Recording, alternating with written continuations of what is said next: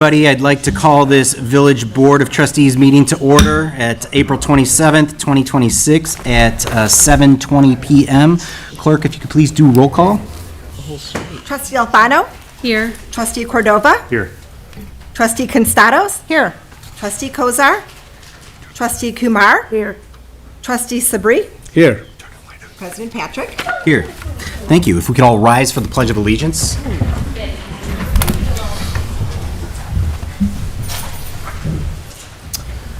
I pledge allegiance to the flag of the United States of America and to the republic for which it stands, one nation, under God, indivisible, with liberty and justice for all. Please be seated.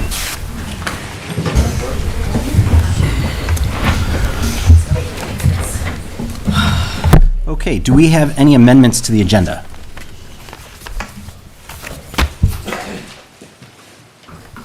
Okay, seeing none, we will go ahead and move forward to public comments. Before we get started on public comments, I would like to read some guidelines. The opportunity to speak before the village board is provided for residents who wish to comment on an agenda item or village matter. The village board values public input and appreciates respectful participation. To ensure fairness and to allow all who wish to speak an opportunity to do so, public comments are limited to 3 minutes per speaker. Each individual may speak only once during this portion of the meeting. Public comment is not a question and answer session, and the board will not engage in dialogue during this time. Questions or concerns raised may be addressed by staff or elected officials outside of the meeting. Respect for the duties of the village board and for the democratic process will be adhered to in this regard. Civility and a sense of decorum will strictly be followed. All comments must be directed to the village board and not to individual trustees, staff, or members of the audience. Personal attacks, disrespectful remarks, interruptions, applauding, or other disruptive behavior will not be permitted. These standards ensure that our meetings remain orderly, efficient, and respectful for everyone in attendance. Thank you for your cooperation. Is there anybody signed up? Joe Novelli? Yes, I'm the leadoff man, looks like. Thank you for your time, folks. I appreciate the opportunity to speak to you. I'm here on behalf of Mortadelli, one of your local businesses. You know, I'll be real brief and keep it simple because to me it seems like a very simple thing. The owner, Mary Ann, full disclosure, she's like a daughter to me. Hard worker, single mother, son gonna be going to high school in the fall. All she wants is an opportunity to grow her business in a different location. It's my understanding. I understand there's rules and procedures. I get all that. But I just listened to all this millions of dollars being thrown around. That's great. Progress. Got to build this, new things. I get it. This is simple. You have no exposure, no financial exposure, no exposure of any kind. All I'm asking for, give her an opportunity. If she fails, it's on her. Give her a good old American fighting chance. That's all I ask. Thank you for your time. Thank you. Next up. Mary Ann?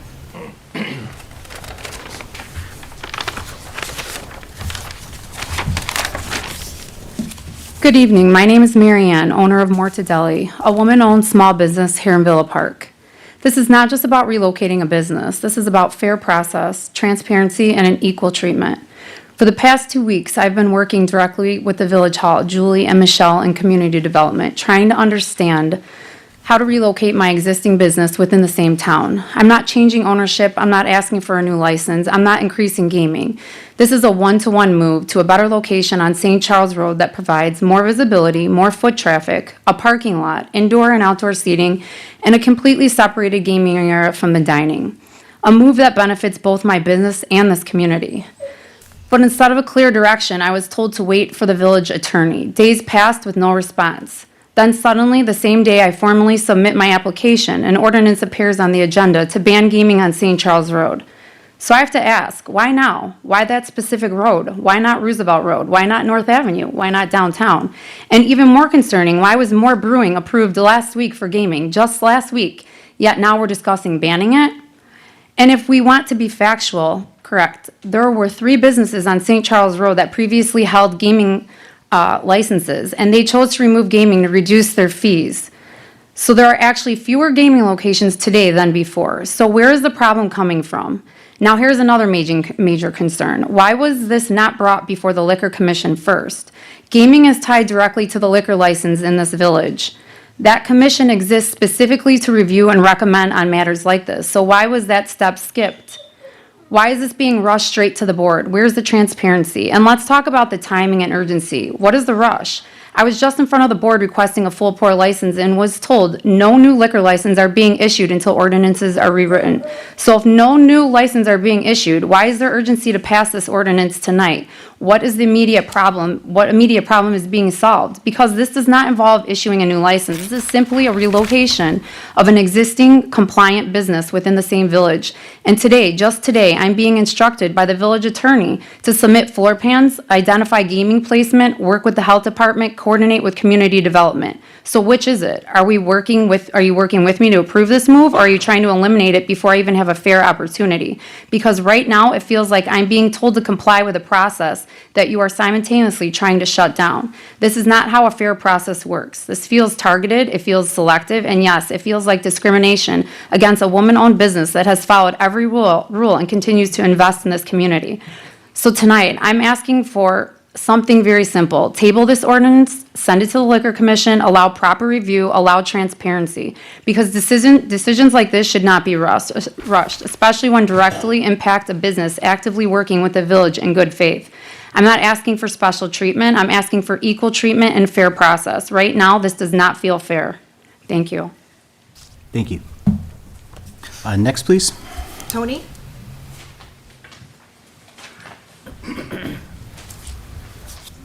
Hello, guys. Tony Calte, resident of Villa Park. I'm here tonight because I'm genuinely concerned about what's happening, especially with the recent approval of gaming at Moore Brewery. What's troubling is not just the decision, but the timing and consistency. Moore Brewery was just approved by the state and will have gaming next week, creating one of the most dense area of video gaming in Villa Park, right in the heart of downtown on Kellerworth Avenue and Villa. At the same time, we have a local business, Mortadelli, that has been actively working with the village over the past 2 weeks to relocate within town. And suddenly, right in the middle of the process, an ordinance appears on the agenda, rushed with questionable timing and significantly targeting St. Charles Road. So naturally, the question is, why St. Charles Road? What about North Avenue? What about Roosevelt Road?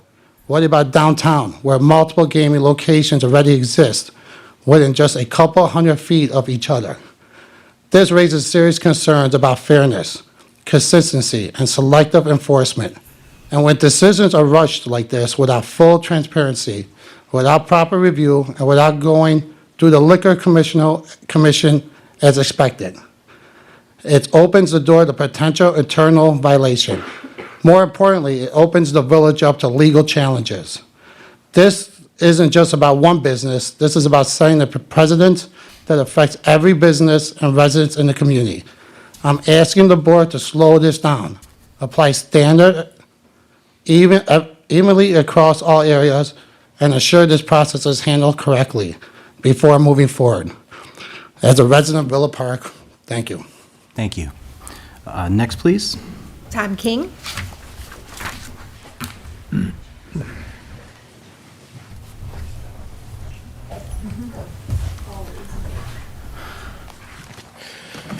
Good evening, Tom King. On agenda item 16A for a new pool, I fully support a new pool for Villa Park. One key item that was missing from the Community Recreation Commission's memo is the Villa Park Mariners swim team. This swim team has been in Villa Park for years and serves over 60 Villa Park children aged 8 to 18 who swim competitively in the DePage and Swim Dive Conference. It is a mixed ability team that has been active in this community for several years. We have the most dated pool facility in the whole conference, and as a resident and a parent, I would like to see our swimming facilities improved with more amenities and a longer lifespan. Additionally, Willowbrook and Addison Trail High Schools have a combined swim team, and neither high school has a pool facility. Their swim team uses College of DePage's pool for swimming practice and are not allowed to use COD for swim meets or invitationals. I think it would be beneficial for the Village of Villa Park to work with School District 88 and perhaps the Village of Addison on a combined mixed-use aquatic facility, having an indoor pool for competition, fitness, and recreation, and an outdoor recreational pool. On summer days, the indoor pool could use sliding glass doors or windows that could open to fully connect it with the outdoor recreational pool. A combined facility would keep costs down for residents and maximize its use for both competitive and recreational purposes. As a reference point, Hinsdale South's pool in Darien recently spent $8 to $10 million on their 8-lane indoor pool facility, which includes a viewing gallery and diving well. And I think the $10 million proposed budget in the memo could be further optimized to accommodate more programs and support more recreational activities. Agenda item 11B, video gaming on St. Charles.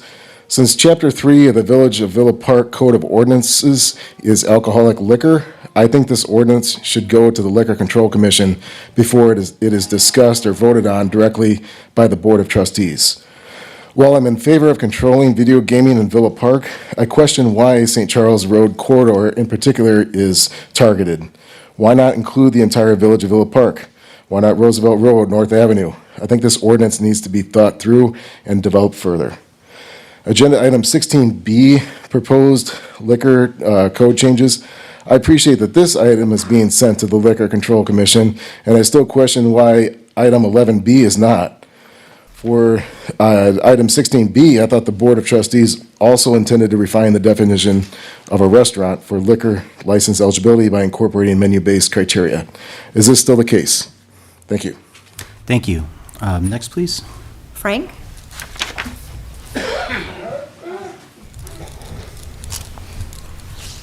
How you doing, ladies and gentlemen? I grew up in Villa Park. I love Villa Park. 50 years.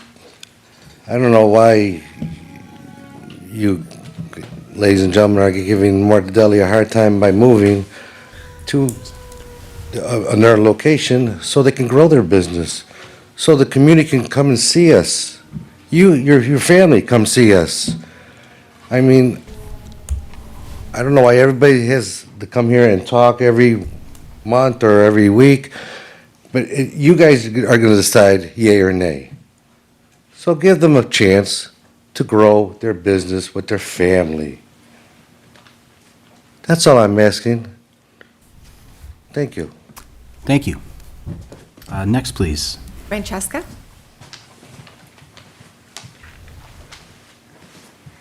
Hi, my name is Francesca, and I'm a kid from this community. I'm here because I heard that Mortadelli wants to move to a new location, and I really hope you will allow it. Mortadelli is a really special place in our town. It's not just a sandwich shop. It's somewhere where families and kids like me can go to enjoy good food and spend time together. Moving to a new location could help the business grow and stay open, which is important for our community. If Mortadelli has to close or can't move, a lot of people would be sad, including me. It's one of those places that makes our town feel friendly and fun. I think letting them move would be a good decision because it helps a local business and keeps something we all enjoy. Thank you for taking the time to listen to what kids in the community think too. Thank you. Francesca, really quick, it takes a lot of courage to Yeah. get up here and talk publicly in front of everybody, so I commend you for doing that. Great job. Yeah, thank you. You're welcome. Next, please. Denise?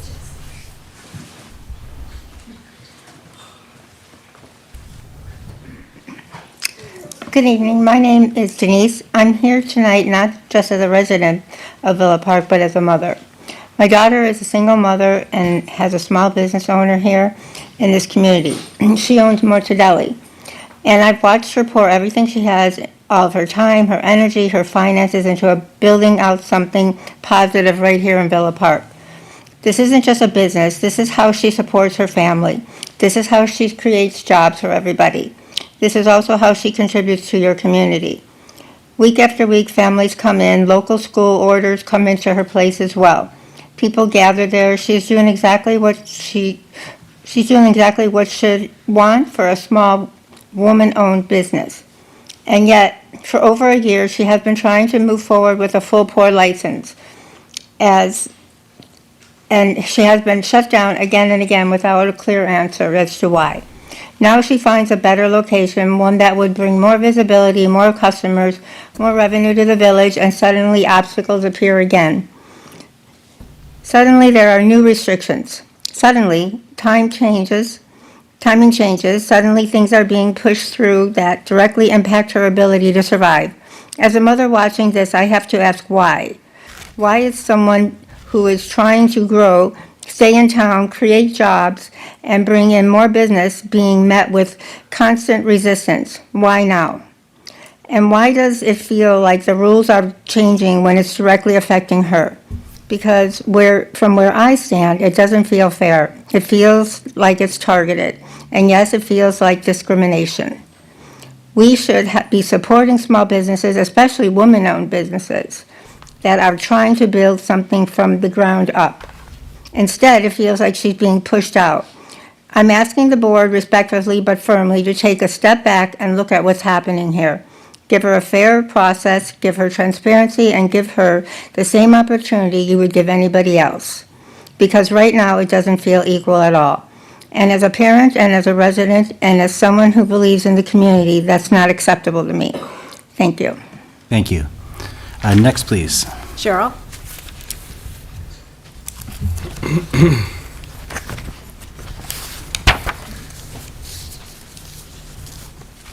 Cheryl Tucker. I'm here on a new business item on the Director of the Community Recreation Commission. I'm asking you to support this recommendation from this commission. I understand the village budget is under constraints for this year, but I am hoping that this board will still start making plans and moving forward with getting the residents' input and finding funding sources for the new pool. So the village can move forward with getting the pool shovel ready in the near future. My hope and others in this village is that the new pool could be funded, built, and completed in less than 7 years without having to see amenities and features cut like we saw with the new recreation center. We realize that there is constraints going on with the budget right now, but we need to move forward and start making better plans for our future, for our new pool. We've waited long enough, and we've heard many things on that it's going to keep getting pushed back or rolled on. Please don't let this happen. Please help this committee to move forward. After all, the new pool will need to last 60 years if we get this put in effect. Let's do it right. Thank you. Next, please. Donna.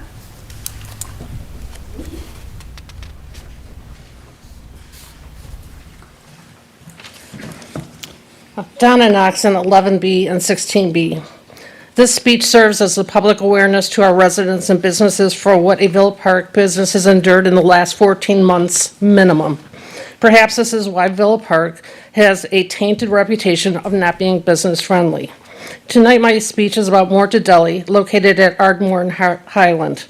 Over the last 14 months, I have followed Mortadelli's journey to increase their existing beer and wine with gaming license to a full pour gaming license. For those that don't know, a full pour allows all types of liquor to be served, not just beer and wine. But Mortadelli has continually been denied by a subset of board members. Mortadelli is considering a move to the St. Charles and Ardmore Old Heritage Day building for better exposure. But very recently proposed items under agenda items 11B and 16B will possibly prohibit this lateral move if passed. Another roadblock for Mortadelli once again. The continual hurdles, harassment, personal thoughts, stalling, personal vendettas, rushing to create ordinances like tonight's 11B and 16D to block Mortadelli from moving forward, which, by the way, follows a pattern of the last 14 months when they've been trying to achieve their pour license. Creating new ordinance, and most of all, discrimination against a woman-owned business needs to stop now. Stop the nonsense and start running this village fairly for all. We need to remember our current village is operating in a deficit. Money is tight. We cannot afford to deny our businesses revenue for themselves in the village. Mary Ann DeLulio owner of Mortadelli, has been a good sport for all she has contended with. I cannot say myself I would have shown as much grace. Side note, while I was at Mortadelli Saturday for lunch, I spoke with 3 groups of people, 10 people total, that were first-timers, residents and non-residents. This is the type of revenue spark that Villa Park needs to move forward. In closing, I urge you to stop by this gem business at Ardmore and Highland. Thank you. The next, please. Amanda?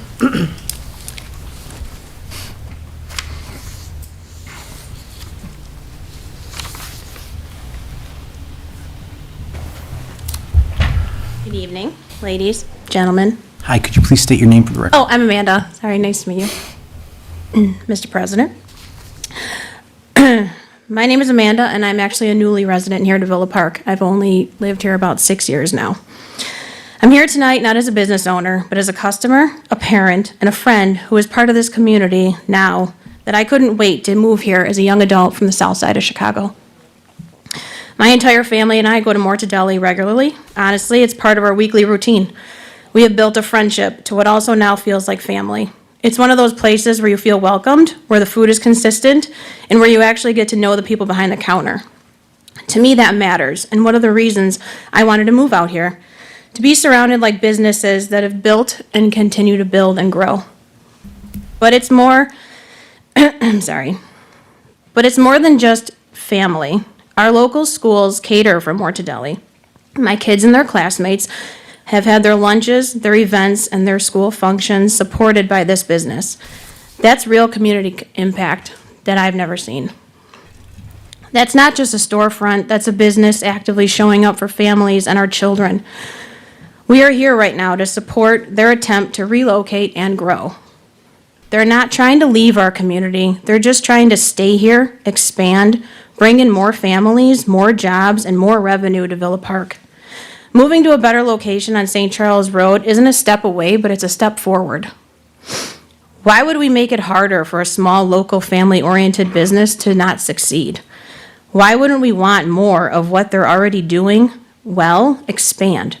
More jobs, more visibility, more people coming into the area.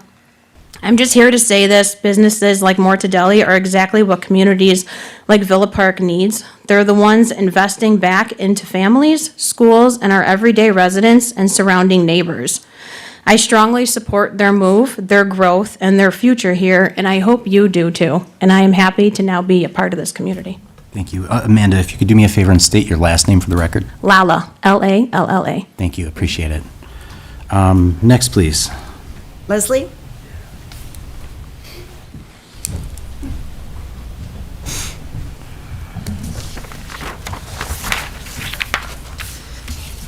My apologies. Leslie Williams, Matt Tepper, and Amy Zayer I signed up not for public comment, but just for discussion during agenda item 13B, when it later comes up in the... So, public comment is your only opportunity to speak during the meeting. It was more of just if we had to come up or if there were questions from... I'm sorry, who do you represent? Say that again? I'm Matt Tepper with FGM Architects, representing Salt Creek School Understood. District 48. Okay, thank you. We will get to you. Yeah, so I just signed up just for that. No worries. Thank you for the clarification. Next, please. So is that Nathan also? And Amy? Correct? Okay. Christine Murphy?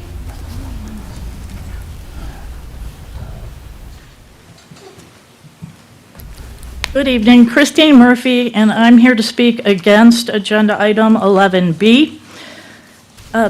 Many of the trustees that are sitting on the dais campaigned on growth, yet on this agenda, we're seeing a proposal to limit revenue and add limiting restrictions, which is totally adverse to what they told us they were going to be doing, and we certainly haven't been seeing very little, if any, growth. So right now, we're acting adverse to where we thought we were going to be going and where we want to be going.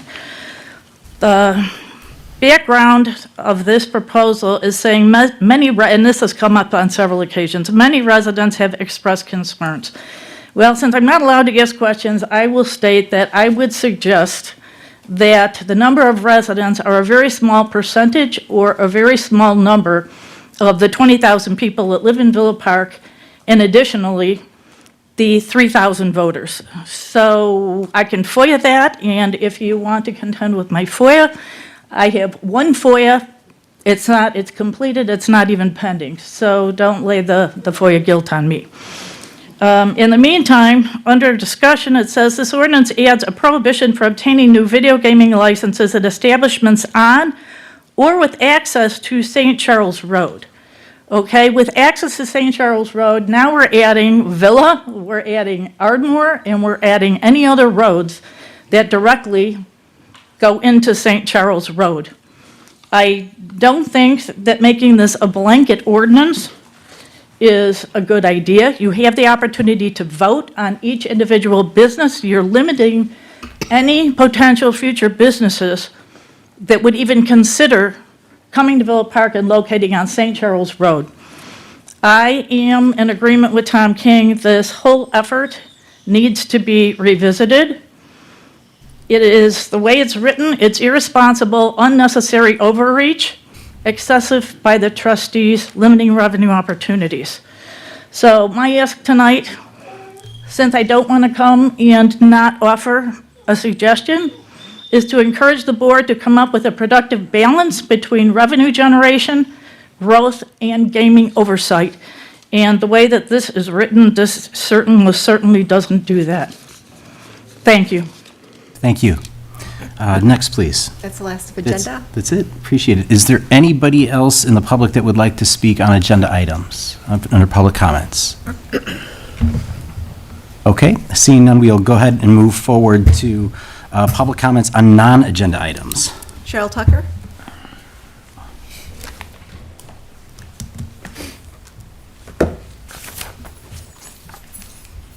Yeah, I just lost it. Sorry. I'm speaking for the women's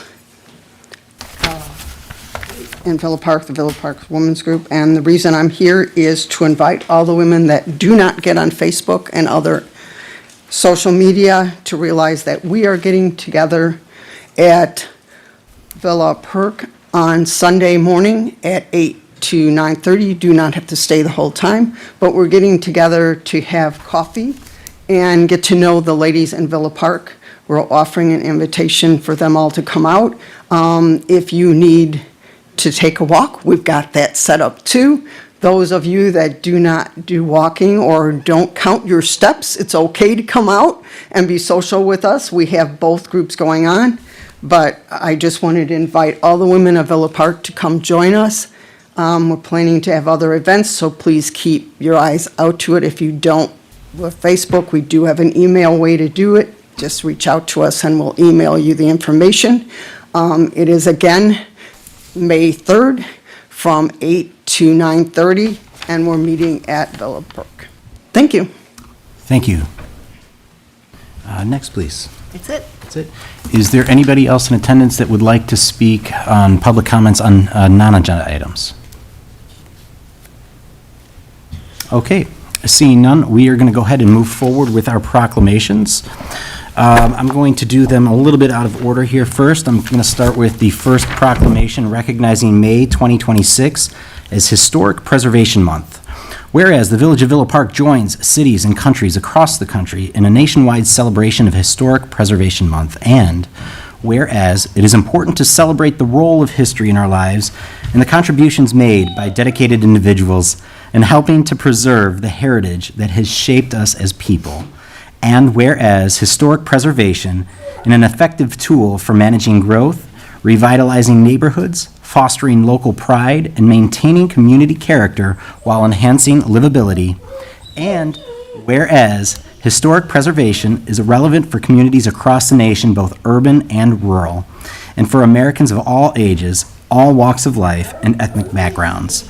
And whereas historic preservation is inherently economically, environmentally, and socially friendly, socially sustainable, fostering a culture of reuse and maximizing the life cycles of all resources through conservation. And now, therefore, I, Kevin Patrick, President of Village Villa Park, do hereby proclaim May 2026 as Historic Preservation Month in the Village of Villa Park and encourage all residents to join in celebrating our history, supporting preservation efforts, and honoring the legacy of those who came before us. In witness hereof, I hereunto set my hand and cause the seal of the Village of Villa Park to be affixed this 27th day of April 2026. Thank you. We're getting to you guys. One more. All right? No, it's okay. Anticipation. This proclamation is recognizing May 2026 as Mental Health Awareness Month. Whereas mental health is an essential part of overall well-being, impacting individuals, families, and communities. And whereas 21 million people across the U.S. experience at least one major depressive episode annually, and nearly 3 in 10 adults report being diagnosed with depression at some point in their lives. And whereas, despite its prevalence, mental health remains shrouded in stigma, preventing many from seeking help.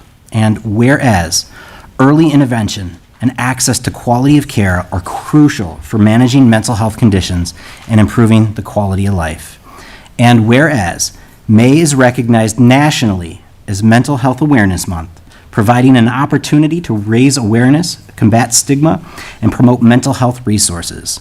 Now, therefore, I, Kevin Patrick, President of the Village of Villa Park, do hereby proclaim May 2026 as Mental Health Awareness Month in the Village of Villa Park and encourage all citizens to educate themselves and others about mental health conditions, treatment options and resources, challenge stigma by speaking respectfully and inclusively about mental health, seek help if they are struggling with mental health and encourage others to do the same, and create safe and supportive environments for open conversations about mental health. In witness hereof, I hereunto set my hand and cause the seal of the Village of Villa Park to be affixed this 27th day of April 2026. Thank you. Now, we're ready. All set? This proclamation is recognizing April 30th, 2026 as National Therapy Animal Day. Whereas, therapy animal teams provide comfort, compassion, and support to individuals in hospitals, schools, senior living facilities, and communities across the United States. And whereas, organizations such as Pet Partners have designated April 30th as National Therapy Animal Day to recognize the important role therapy animals play in promoting emotional well-being, healing, and connection. And whereas, scientific research demonstrates that interaction with therapy animals can reduce stress and anxiety, lower blood pressure, improve mood, and provide meaningful emotional support for individuals facing illness, trauma, or challenging life circumstances. And whereas, therapy animal teams serving in and around the Village of Villa Park help strengthen our community by bringing comfort and encouragement to students, patients, seniors, veterans, and others who benefit from the human-animal bond.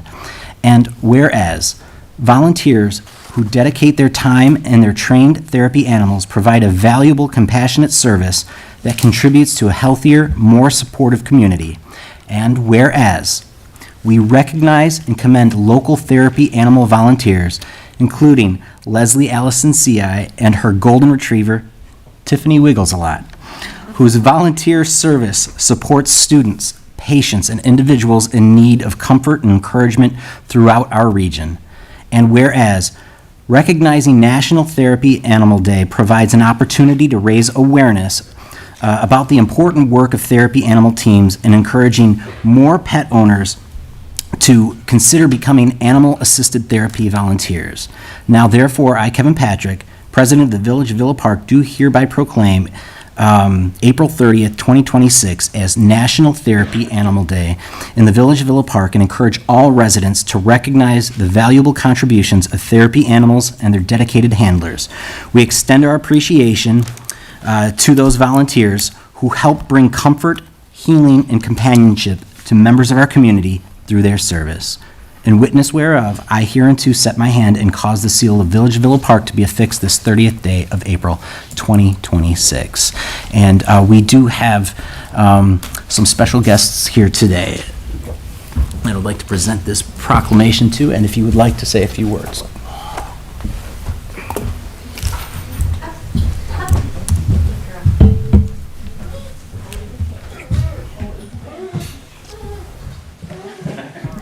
Mr. President, we'll take a picture. Yes, please. Is that all right? Yes. Board, would you Yeah, like to- absolutely. How would you like this? Well, some can, some may need to stay.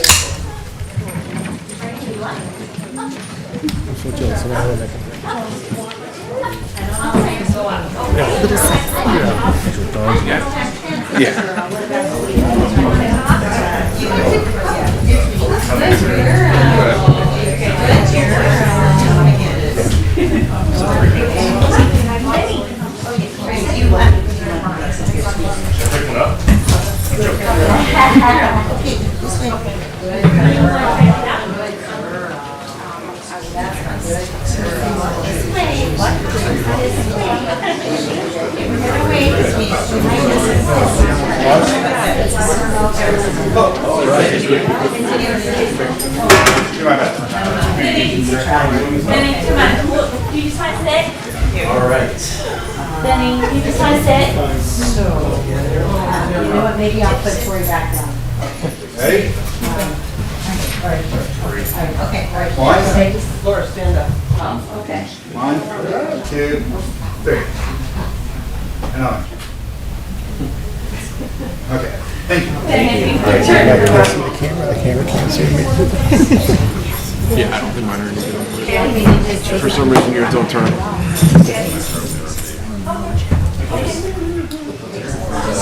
sorry. Okay, I don't have a proof. Okay, all right. Okay, Laura, step down. Step down. Good girl.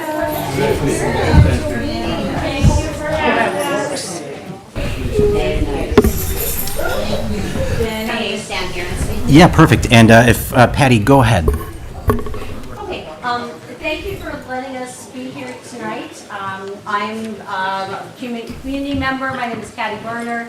I myself personally have been a handler since 2015. So we are a team. We're all teams. You don't have simply a dog who goes and visits as a therapy dog, or cat, or guinea pig, or horse. So there are 9 different species of animals that Pet Partners registers, and we go forward in the community. And I like to say, when we visit, we see folks anywhere from children age 3 to 103.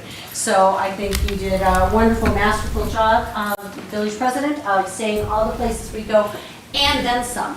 We go wherever we are invited, and we feel as the handler that we are safe to do so, and what's appropriate to do so. We're thrilled also, and thank you, with Leslie's help, to be able to now evaluate, it's pending, we hope to have confirmation soon, to evaluate cats and dogs at your new rec center. Thank you, I just see you over there, Tim. So we hope to evaluate dogs and cats very soon. It's important for us to have a place that's ADA compliant, which you have a gorgeous new facility to be able to do that.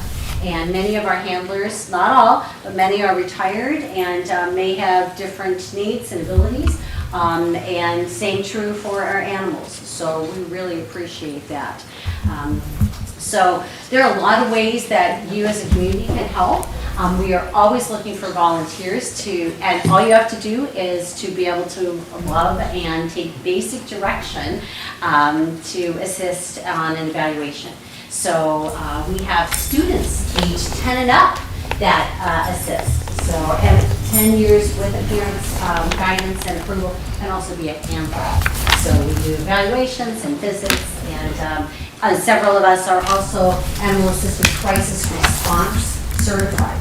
So that's the highest level that we can have to be available for, gosh forbid, there's a crisis, earthquake, tornado, shooting, something that's traumatic for the local community, and we're available for that.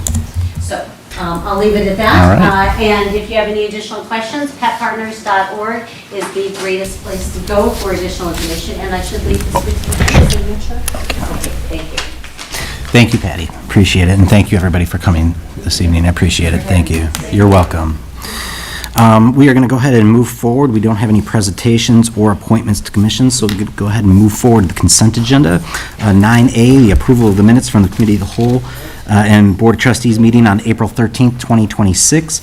And 9B, the bill listings for the week of April 13th, 2026 in the amount of $830,642.76, and April 20th, 2026 in the amount of $11,697.40. Do I have a motion for the consent agenda?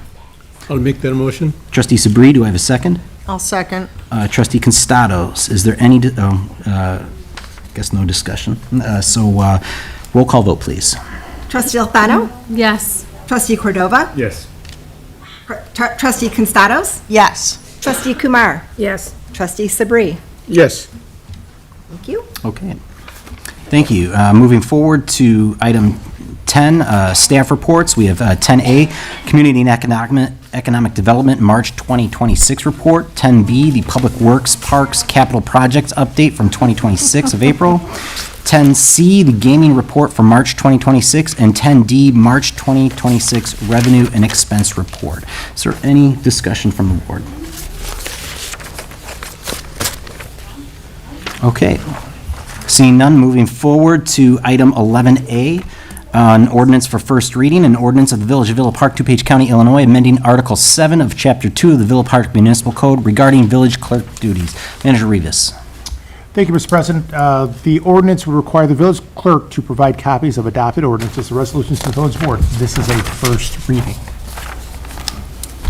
Okay, is there any discussion regarding first reading? Okay, seeing none. Moving along to item 11B, ordinance for the first reading, an ordinance of the Village of Villa Park, DuPage County, Illinois, amending Article 4 of Chapter 3 of the Villa Park Municipal Code regarding video gaming licenses. Manager Rivas. Thank you, Mr. President. This ordinance would amend the Village of Villa Park Municipal Code to prohibit future video gaming terminals at establishments on St. Charles Road. This ordinance is for first reading. Okay. Is there any discussion on 11B? Trustee Constados. Thank you. I would like council to chime in if he could, and please explain to everyone here and that is watching exactly what this ordinance is for. Sure, trustee. I think there's some confusion based on the comments that we received here. This is only about video gaming. It has nothing to do with any business's liquor license. Mortadelli's was brought up a lot during the public comment, and the proprietor of Mortadelli's has pointed out that she is trying to transfer her business to this new location. There is a process in the village code for transferring a liquor license, and she's submitted the application that is not yet complete, but once it's complete, it will be able to be considered then by the village and the liquor control commissioner, and then decide upon whether to transfer. There is a right to transferring your liquor license in the village code, as long as you meet all of the requirements of having a liquor license in that location. That is separate from a video gaming license. You must have a liquor license to be able to get a video gaming license, but having a liquor license does not entitle you to a video gaming license inherently. If there is a separate prohibition in the code against having a video gaming license, that is well within this board's purview to make that determination, and it has no bearing on the liquor control process. So I would push back on this having to go before the Liquor Control Commission first. The board can send things to whatever commission they'd like, but this is not about liquor. This is about video gaming, and your code already provides for video gaming license applications, that you have to submit an application to get a video gaming license. And then there are certain standards that go along with that, standards that are different from holding a liquor license. So this ordinance would add additional standards to holding a video gaming license, including having any, if you are on, here, I'll just read from it. I don't want to misquote it. No establishment located on St. Charles Road or having frontage on or private access to or from St. Charles Road shall be permitted to obtain, renew, or maintain a license or video gaming sticker from the village unless that establishment has been lawfully and continuously operating video gaming terminals on that St. Charles Road property since before May 1st, 2026. First off, in that in that provision. There was a comment made that this would also extend to all roads that access St. Charles. That's not what this says. This says that any frontage on St. Charles Road or private access to or from St. Charles Road. The idea there being that if there's a business that technically is on one of the side streets, is their address, but you access that property from St. Charles Road, they would still be covered under this. This is not about going up and down other roads in the village. However, comment was made also by the public, why not apply it everywhere? If that's the policy of the board wants to apply this to every road, every street in the village so that there's no new video gaming, that is also within your right. But picking a particular corridor over others is not inherently discriminatory. No establishment, or at all discriminatory. No establishment located on St. Charles Road or having frontage on or private access to shall be permitted to expand the number of video gaming terminals beyond the number of video gaming terminals lawfully and continuously operating on that St. Charles Road property as of May 1st, 2026. So if you already have video gaming and you're on St. Charles Road, you may continue that, but you may not expand. The limit is 6. If I don't know the specifics of what the businesses currently on St. Charles Road have, but if one of them had 5 video gaming terminals, this would limit them to maintaining just 5, no more. And then lastly, this would apply to anywhere, not just St. Charles Road.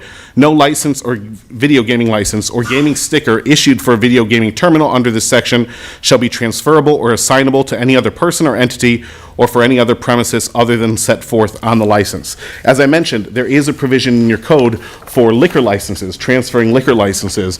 That provision does not exist for video gaming. That provision just clarifies that the absence of that provision means that it's a prohibition.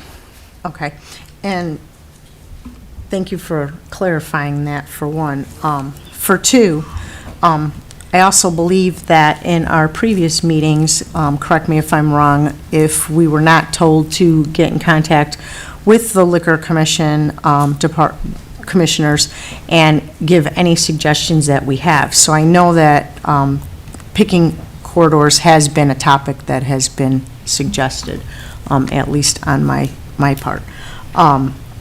So we are able to pick corridors. And just to make it clear too, this is a TIF district, correct, on St. Charles? And St. Charles is approximately what, like a mile and a half, and we already existingly have 8 existingly places within a mile that have video gaming, correct? If I don't have the exact numbers, but that sounds correct. Okay, thank you. Trustee Kumar. I am simply not in favor of this ordinance at all. I'm just going to put out that this is not what I would economically suggest in our time today. I realize the need and the feeling, and I've also been on board with trying to cut down gaming. But there is a way, and this is not the way, in my opinion. Just signaling a single corridor, this is not what I would do. If tomorrow Dave & Buster's wants to come in and put their business somewhere, that would be an unbelievable cash cow for us, and they would not come into Villa Park right now. So that, we don't want to set an ordinance that would keep businesses out, that really would bring revenue in the future. We need to be a little careful with our ordinances, because it makes us look unfriendly in general. I am not for this ordinance. I will not be voting yes for this ordinance. There's absolutely, and I have been against video gaming in the past in some ways, but this is not what I would do. Thank you. Do you have anything, Trustee Sabri? If I may ask, didn't we have a similar establishment coming to that same location, and they were asking for a gaming as well? That was last year. And what was the board decision that basically that we have enough gaming establishment on St. Charles Road. So I'm not sure why are we even considering or we thinking about that moving into a same location. So I don't know about the revenue, with thinking about bringing more revenue or David Buster coming in town on St. Charles Road. We need to consider the amount of gaming licensing we have right now, right on St. Charles Road. I know there are more than 8. We don't have the exact number here, perhaps we can find out. But I think we need to consider for those locations that what revenue or what is going to be taken away from them. So I believe perhaps in the past, we asked for the same gaming and liquor, full pour, non-full pour, whatever was the discussion. We denied that to the previous establishment who did the renovation, everything else based on what we just discussing today again. So I think we need to consider this, what have happened in the past, and I think we need to look into a little bit more further. Okay, thank you. Before I recognize you for a second time, Trustee Cordova, Trustee Alfano, do you have something to add? Trustee Cordova, go ahead. He's ready. Go ahead. I saw you raise your hand. Go ahead. I can defer to Trustee Alfano. No, go ahead, you can go first. Yeah, so this, if this isn't feeling targeted to anyone, then we'd be silly, right? And Trustee Sabri just said it. We denied a business license there last year, I believe it was September, and then we wait months and months and months to put something together. Oh, that wasn't last year, that was 2 years ago almost. We wait over a year to put something together to prohibit businesses on St. Charles from having gaming terminals. It just so happens to be the same week that they put a application in for this to move. It has to be the strangest coincidence that this happens, but then if you kind of look back at the overall history of this business, they come in, they open a business, they open the next one, they get gaming, and they come and ask for a full pour license, and we say no. For no reason, really, and then they do what they were supposed to do. They come back and ask for it again, and then we say no because the Liquor Commission has to figure out a couple of items, right? I didn't know that Moore Brewing just got their gaming license. If that's true, who knows if that's true? I don't know who's here. Who here can answer that question? Yes. Yes? That was on a previous Okay. agenda. So, what, was it? I'll wait, because I don't think it was. Doesn't have to be. We don't give, Was it a renewal? It was just a renewal? It's just the renewal, I think. we don't give a gaming Yeah, license. it's. What was your question? Gaming is from the Just state for, of Illinois. excuse, can we have order for a second? Trustee Cordova, what was your question again? I asked if, I wasn't aware that Moore Brewing got a gaming license, and we haven't pushed back on that at all, right? And I understand that they have that AAA and they have access to it. I don't know where they're putting where they're putting those. I have no idea, because I don't remember seeing it, because we don't vote on gaming here. So the other piece is, they come in, they say, hey, we did everything, we follow rules, we do everything, and we say, no, you cannot have your full pour. So now they're asking to move, because now to give them another opportunity to have better revenue, right? More space, something like that, or everything like that, right? More space. It's a nice space. It's really nice. They have indoor, outdoor. The people that built it out, that we also didn't give a license to, they put a lot of money in there, and that business has been closed for I don't know how long. It's in a TIF district, not giving us money or revenue for that TIF. So now we're saying, no, you can't move, right? We know they want to go. They want to take everything that they have in their current business and move it to the next one. And all we're doing is creating more barriers, more roadblock into establishing a business that has been here for a few years, doing a great job. Somebody said it's a family-friendly place. It is. It really is. We go there. My kids are there. I see kids there all the time.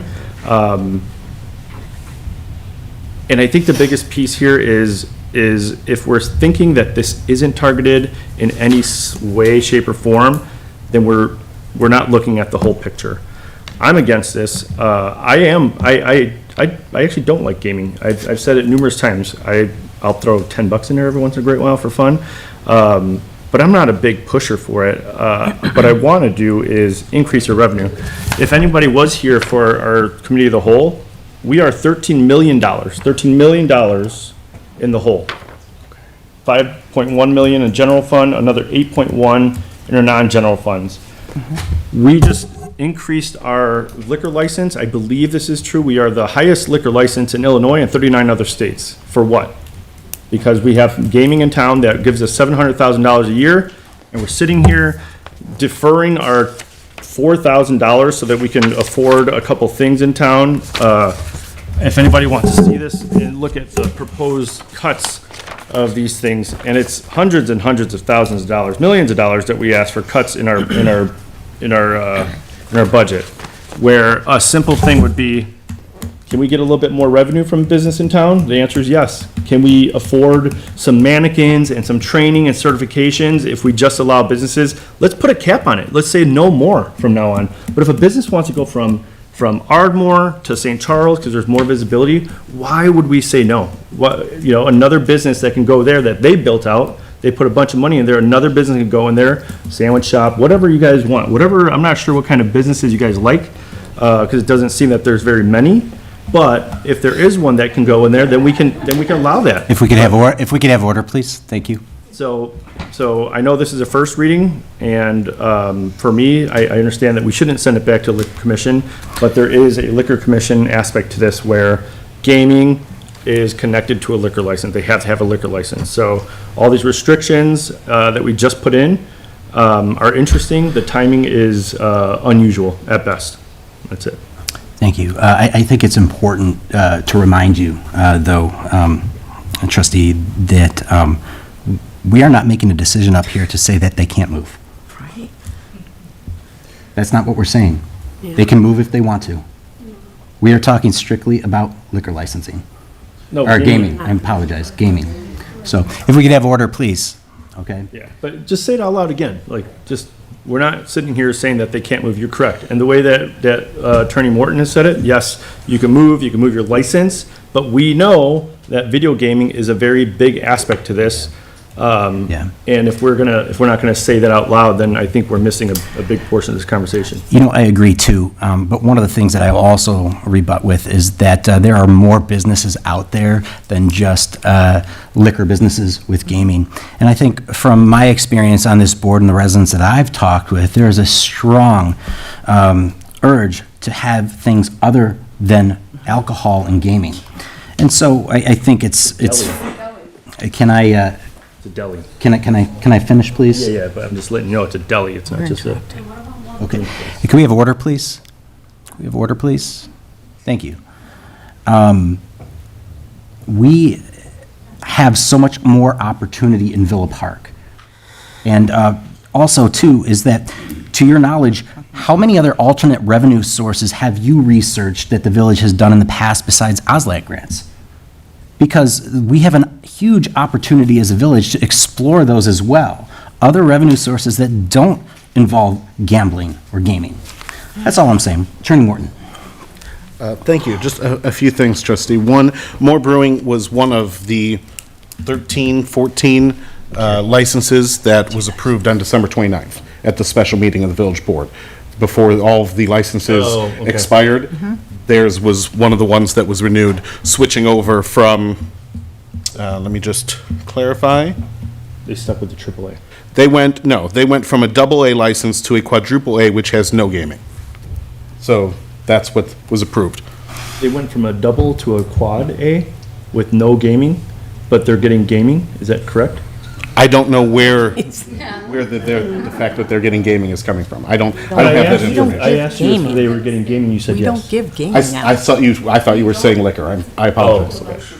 I misunderstood what If you we were could saying. please have order out there, please, and let the conversation happen respectfully. As a quad A, and if it's correct, and I don't know who knows this here, but if they're getting a gaming license, then. It would not be allowed under a quad A.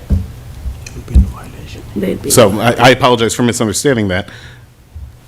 Something to look into if you want. Right, yeah.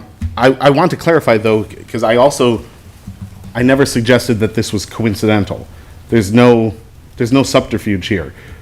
When the village learned that there was going to be someone trying to bring additional gaming to St. Charles, then certain trustees, yes, which is, they have no right to video gaming inherently.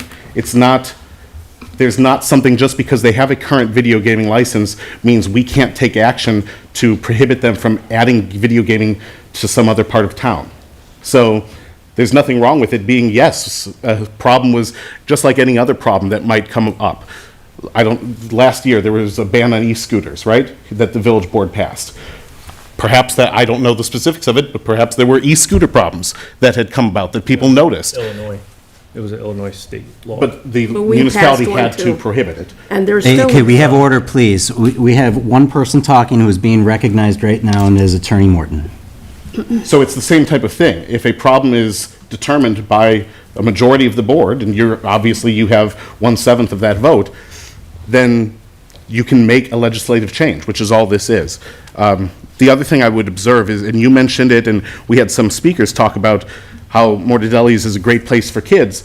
Those kids can't enjoy the alcohol or the video gaming. They can enjoy the deli, which can continue at any location in Villa Park. Thank you. Trustee Alfano. Thank you. I think that I was confused by some of the emails that I was receiving because I did not read this as an attack on one particular establishment at all. Actually, I thought this was coming from the last Liquor Commission meeting. There was somebody who was a potential business owner who came in and asked about a liquor license, and then I think there was some conversation about gaming. They said they were going to speak after the meeting, but I don't know what came of that. I thought that this might have stemmed from that, to be quite honest. So this is kind of, I don't see this as just a targeted event. I do think that there's a TIF district here. This is part of our comprehensive plan. We have an idea of what types of businesses are attracted in this TIF that goes through our town to areas that are saturated with gaming. And that's where I have kind of approached this whole ordinance when it was on our agenda. I'm not looking at this from one business standpoint or another. I really just think that this is kind of in the spirit of where, since I have been on the board, we have kind of been on gaming. And I know that we have been trying to figure out ways where you can't, our former village manager said you can't put the toothpaste back in the tube, but you can try to find ways where you can very clearly communicate what the expectations are in certain aspects. And I think this does that.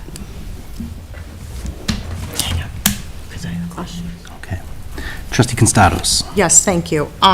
Correct on a couple things. One, this is definitely not targeted. I didn't even know Mortadelli was thinking of moving until this morning when I saw it on Facebook. So I had no clue. And you can shake your head all you want, but you're going to believe what you want to believe anyways.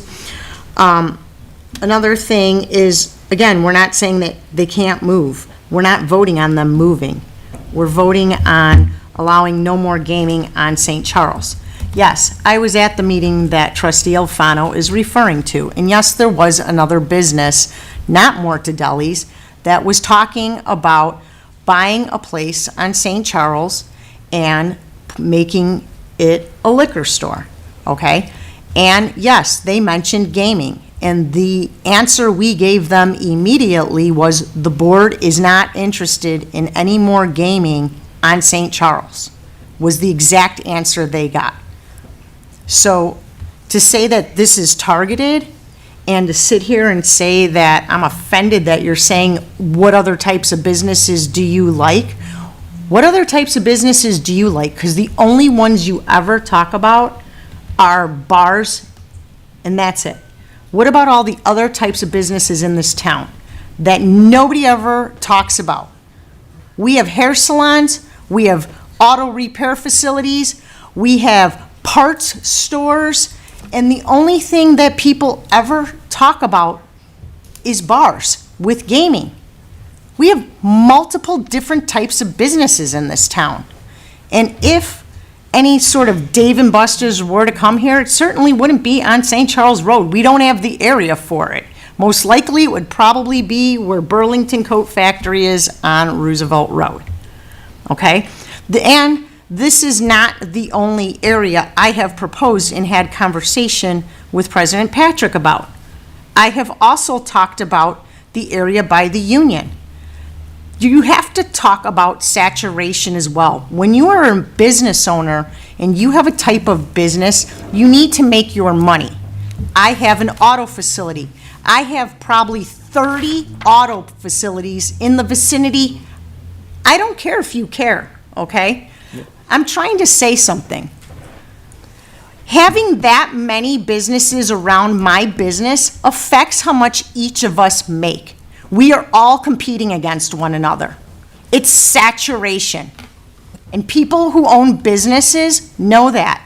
And it's protecting the other business owners as well. I don't want to see any more gaming coming into any area, especially the area you're in currently. There is tons of gaming over there right now. I don't want any more gaming to come into that area to protect the people that already have that gaming, to keep their money coming into that area. And the area over by the Union, same thing, all the bars that have gaming over there. The more you add in, the less the people currently in that area are going to take. It's the same money just being spread out further. Can we have order, please? Hey, please, do not interrupt. You can say it's not true all you want, but I've been a business owner for probably 25 to 30 years, and I've owned Constados? 2 different businesses. Trustee so- Constados, we are not going to engage. The time for that is past. I apologize. Please, yeah, I out of, apologize. trustee, I apologize, Mr. Patrick. please, out of order, all right? Please, please. We're trying to maintain decorum here. Trustee Kumar. I have to say that I'm finding the board right now having a lot of comments about each other. I would like that to stop, first of all. I do not find that respectful. We all on the board are here in the best interests of the village. Talking about each other is not respectful to begin with, and I would like to avoid that. After that, I would like to say also that I can agree with you, Trustee Constados, that, you know, saturation is a problem. But you yourself admitted that there are 30 auto businesses right next to you, and it's a saturated market, and yet you choose to put your business in this saturated market. As long as you can make a penny off of a market, you will choose to put your business in that market. That's just common sense. So people can choose where to put their business based on what money they make, and they will do that. That's you know, saturation will happen. I understand that there has been a bite back from the village in many ways with regards to gaming, and maybe St. Charles, maybe. There's no reason to just pick St. Charles if you really want to get rid of gaming. And as I said, pricing people out might be the way to get rid of gaming. Honestly, the state of Illinois, and I've said this again and again, is pushing the gaming. It is not our local businesses. We're not out here to stop our local businesses from doing what they want to do. We are not the police of our local businesses. We got to figure out who is causing the problem, and if you really want to advance and solve the problem, take it up. Take it up to the next level, because it's not going to be solved at this point, because honestly, millions of dollars are flowing to the state of Illinois, and considerable revenue is coming to Villa Park from gaming. And I will never go into a gaming establishment myself. This is my feeling, but at the same time, we need to hear what the public says. Is the public actually telling us they don't want more gaming? I hear this statement repeated consistently, and then I see a lot of people coming out saying they don't have a problem with this particular business. This tells me the public is not actually saying that. Where are we getting our facts from? And I want to say, I'm going to talk about myself because I don't want to talk about anybody else. There was a meeting a couple of meetings ago where someone came to us to move a food pantry. and they moved it into what I would not consider the greatest location. But they came out and they explained their reasoning. And all of us said yes on this board because they had good reasoning. So they had good reasoning to make that change, including me, who walked into this boardroom thinking, why are they moving this food pantry to this very, very weird location? We need to be able to revisit our thoughts at one point, rethink our processes at one point, to adjust for what the public actually wants. And that is what I think about this situation. Does the public really want gaming completely off of St. Charles? Where are we getting that from? Where is that data from? And that's what I need to know. And so think about where you're getting that from. Is it coming just from your own thoughts, or is it coming from the actual public? Because anything I've seen doesn't actually match up with that. Trustee Kumar, just to comment off of some of the things you said there, is that where is all this coming from? Well, I can't speak for any of the other board members, but I am very engaged in this community, whether that be with local groups, meetings, or explaining things to people. I walk and I talk with a lot of people, and this has been something that's been consistent for many years now. I've only received 4 emails total about this, and the emails were all the same message from different people. We have 25,000 people in this, just under 25,000 people, according to our last census under here. And it's not just about the gaming, it's about what we have to offer our residents as well, as far as other options to shop, other things to do outside of gaming and things. And you yourself have said multiple times, I've talked with hundreds of residents, or I've done this, and we asked you to supply that information as well. And so when you're here telling the board basically that what we are representing, the constituents that we talk with and we engage with, at least for myself on a daily basis, that you want to know that information, well, I'm here telling you now, that's what's being told to me. But I can't speak for the rest of these board members. Okay, I can understand that, but Trustee Sabri. can I still have the floor. You will be recognized for your 3rd time after you had finished. Okay. Trustee Sabri. If I may, I know I have received so many emails in reference to Mortadelo. You have a wonderful business there, and I believe you're doing very well, and you just signed another lease with them, or perhaps, I'm not sure.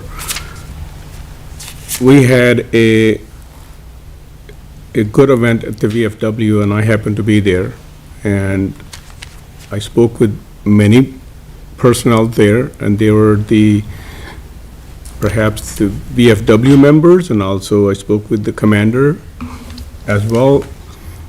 Some of those VFW members, they all showed concern about this, that we have so many gambling facilities on St. Charles Road. We have 29 total facilities in Villa Park, and out of those, perhaps 12 of them are on St. Charles Road. And you can just walk St. Charles Road from Addison to Villa Avenue. We have about 7 of those right there. And then from Ardmore Avenue to Villa Avenue alone, you can see how many gambling facilities are there. I'm not against the gambling facilities. They are there, but think about, we're just talking about bringing new business in town, but you know how many businesses are leaving because of how many facilities we have on St. Charles Road? I can name you a few right now, they're about to leave because of that. Again, please, let's have order. We are not going to engage. You afterwards, you're more than welcome to. You can do your analysis, you can walk St. Charles Road. I think we have plenty of gaming facilities there. By saying that we don't want to add any, but I think we are a little too close. Do we want St. Charles Road to be just a gaming place? So everybody can just come by and have their, spend their money on a gaming, or we want to make that into a business? related businesses coming in, or what do we want to do here? So we can talk about all the revenues, but I think we need to think about different revenues coming through. We need to think about the other businesses are in town, what they are thinking about. So we have to consider all of that. I think St. Charles Road is very saturated with video gaming right now as we speak. Thank you. Trustee Cordova. When we talk about listening to constituents and, you know, getting flagged down, I get flagged down all the time. People apologize. I wish they wouldn't. You know, if you see me in the streets, you want to say something, let me know, flag me down. If I can't, I'll give you my phone number and you can call me later, or I can call you. One of the things that we have a track record of up here is getting a lot of feedback from the community and not listening. Earlier in last year, around this time, almost a year ago, we had a large shift in our commissions. We had 39 people in here. This room was packed, the back room. We had numerous emails. 35 people spoke that day, maybe 39, I can't remember. And then, and there were a couple, maybe 4 people that were against it, for it. So overwhelming amount of people that were against this huge shift. We didn't do anything. In the last 4 days, we've received 8 emails. You can FOIA my emails if you want. I'll print them out, I promise you. And then another X amount of people, 10 people spoke today. I didn't get any emails in saying that they do not want this. We had 0 people up here saying they didn't want this. So when we talk about listening, there's this very anecdotal type of thing that I hear it up here a lot, and you've heard it today. I get a lot of people stopping me and telling me something about this, right? But we have no material piece for that. So an email, a phone call, something. We have feedback at in Villa Park, Illinois. That's where all these emails were coming in from. invillapark.com, sorry. That goes to everyone. So those get caught up with everyone. So when you're sending emails to us about something that you're for or against, and I don't care what it is, if you're for something, send an email. If you're against it, but get your voice heard. What we have here today is a refusal to listen. Again, twice in a year here, where we have overwhelming pros, not a whole lot of cons on both things. And if you follow this through and see how we vote, you'll see how much your voice as a community member actually goes. And I can tell you, if you look at the output of this, it doesn't go very far. Where we come up here and say, we want your voice. We want you to come tell us what to do. And then you do that, and we don't listen over and over again. So I apologize. I'm not sure how this is going to roll out, but what we need to do is have a little bit more traction to what we're saying. If you want to say something, come say it. And then I have personal opinions, but I am overwhelmingly more towards how people are telling me to do. I'm one person. Yes, I get a vote, but for me, I don't have any personal piece in here. I'm here to represent residents and their voice and give a voice to a vote. So that's it. Thank you. And you know what? I will second what Trustee Cordova said. If you are one of the 25,000 residents that lives in Villa Park, or one of the many businesses in Villa Park, and you have concerns, yes, feedback at In Villa Park. We welcome it. We want to hear you. All right? But for 4 emails that I got, or the 8 that you got and the 10 that came here, I believe that that doesn't represent all of the people that I've talked to alone, in my point. And I believe, excuse me, could you please stop interrupting? This is the last time, otherwise I'm going to ask you to be removed. Thank you. Thank you. Okay. Where I was going at with that was that there are many other people out there, and I welcome them to email us and let us know what they think. I encourage this board to get out and engage with residents every day, to do it, to have them tell you what they would like to see, because ultimately, you are right. We are representative of the constituents that put us here in office. Trustee Sabri. Mr. President, I will suggest or I'll make a motion to waive the second reading of this 11B, so we can make a decision. The first reading and approve, is that what he's asking? Are you asking to waive the first reading to approve? To the second, yes. Okay. Is there a second? I'll second. Okay, so we have a motion by trustee Sabri and seconded by trustee Constados. Is there any discussion? Trustee Kumar. I am not in favor of waiving the second reading, only because, as our president said, I am waiting for feedback. At the feedback, I would like to get the feedback of the residents, because I think we are deceived in our thoughts at this point on this particular issue. I have gotten considerable number of emails on this particular issue separately this week alone, and I think we need to revisit this before we rush it through. Let's take our time, let's take the second reading, let's wait for the feedback, and let's listen to the people. Trustee Alfano. I have a hard time with that particular argument, because I think, again, this is in the spirit of where we have talked about gaming since I've been on the board. And I think that anybody who has been paying attention kind of saw this coming. This is a product of what I've heard over time from people, over and over and over again.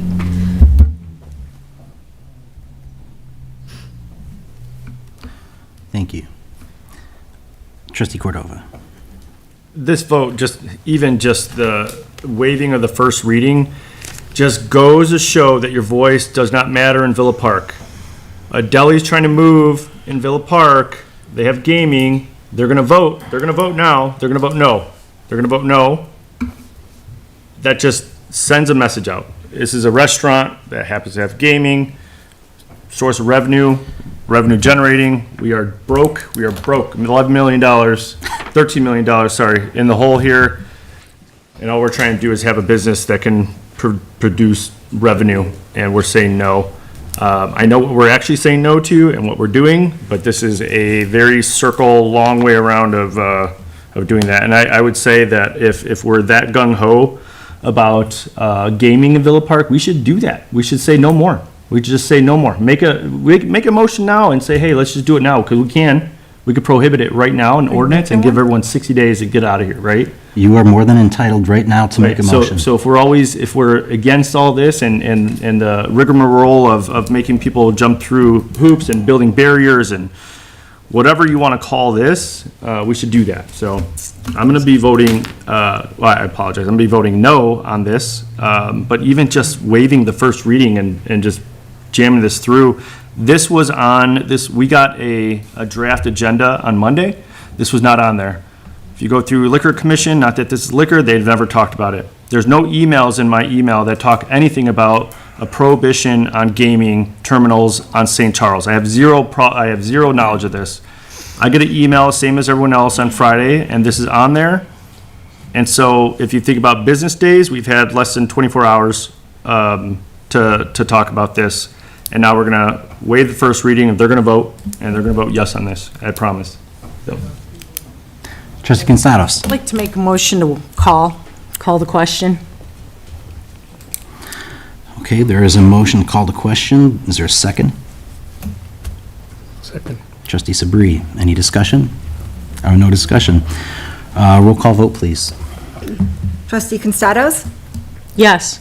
Wait, what are we voting on? Which one? Call the question. Call the question first? Yes. Trustee Sabri? Yes. Trustee Kumar? No. Trustee Cordova? No. Trustee Alfano? Yes. Good job. Thanks. Okay, but now we have to do this. Is there any more discussion regarding the item? No, you can't. Okay. We called the question. Okay. I will vote in favor of called question. Okay. Now, there is a motion and a second on the table. or waive the first to approve. Roll call, please. Trustee Sabri? Yes. Trustee Kumar? No. Trustee Cordova? No. Trustee Alfano? Yes. Trustee Constados? Yes. What's that? I will also vote yes. Okay, so that passes, or, that motion passes. Okay, moving along. We do not have any ordinances for a second reading, so we will, if you could please, order, please. Order, please. Sergeant Heyman, if you could please clear the boardroom of all disturbances and, thank you. We're supposed to give a license to the... Sergeant Heyman, if you could please clear the boardroom of the disorderly conduct, thank you. You come and that's how you treat people, but you're gonna ask for something. Okay, please, we're going to take a recess for 10 minutes while the board is cleared. All right.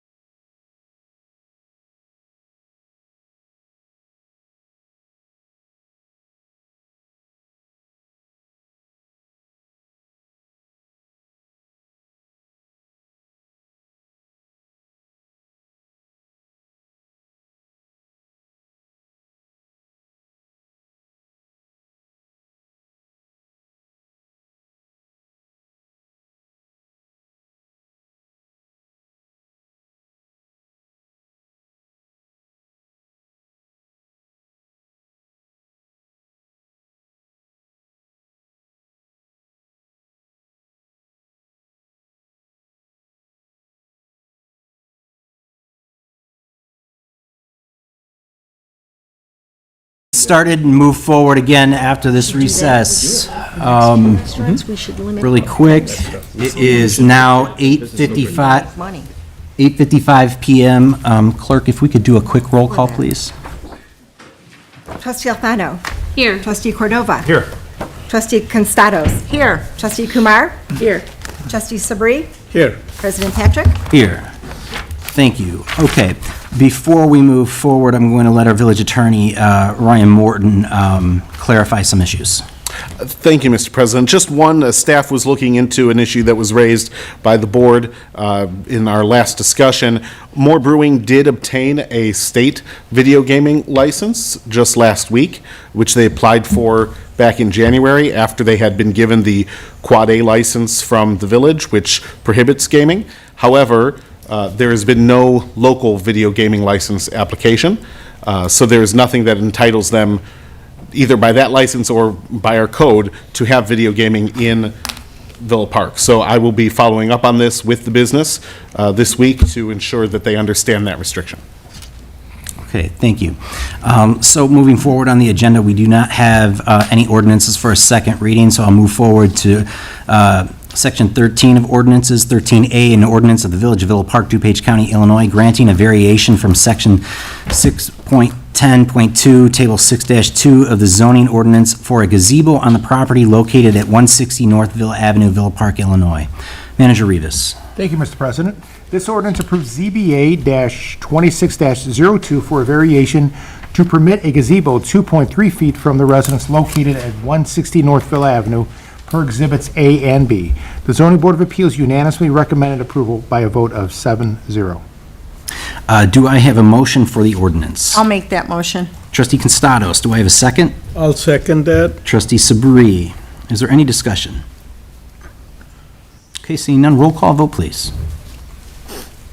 Trustee Constados. Yes. Trustee Sabri. Yes. Trustee Kumar. Yes. Trustee Cordova. Yes. Trustee Alfano. Yes.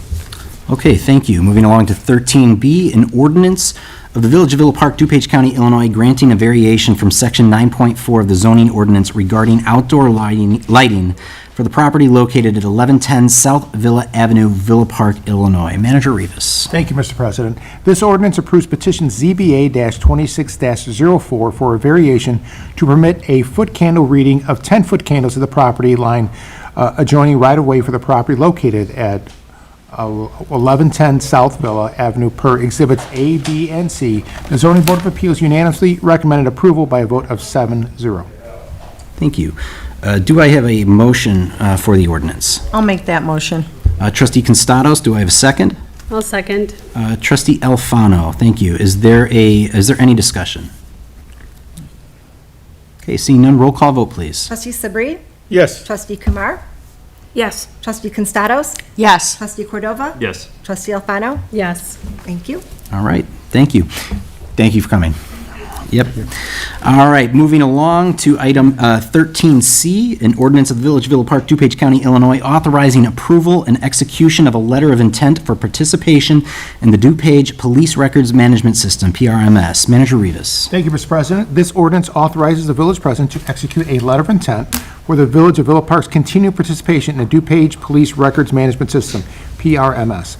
The PRMS committee is preparing to award a contract to Mark 43, contingent upon confirmation of participation from municipal law enforcement agencies. Execution of the letter of intent is required by April 30th, 2026, in order to finalize system pricing and proceed with contract execution. Do I have a motion for the ordinance?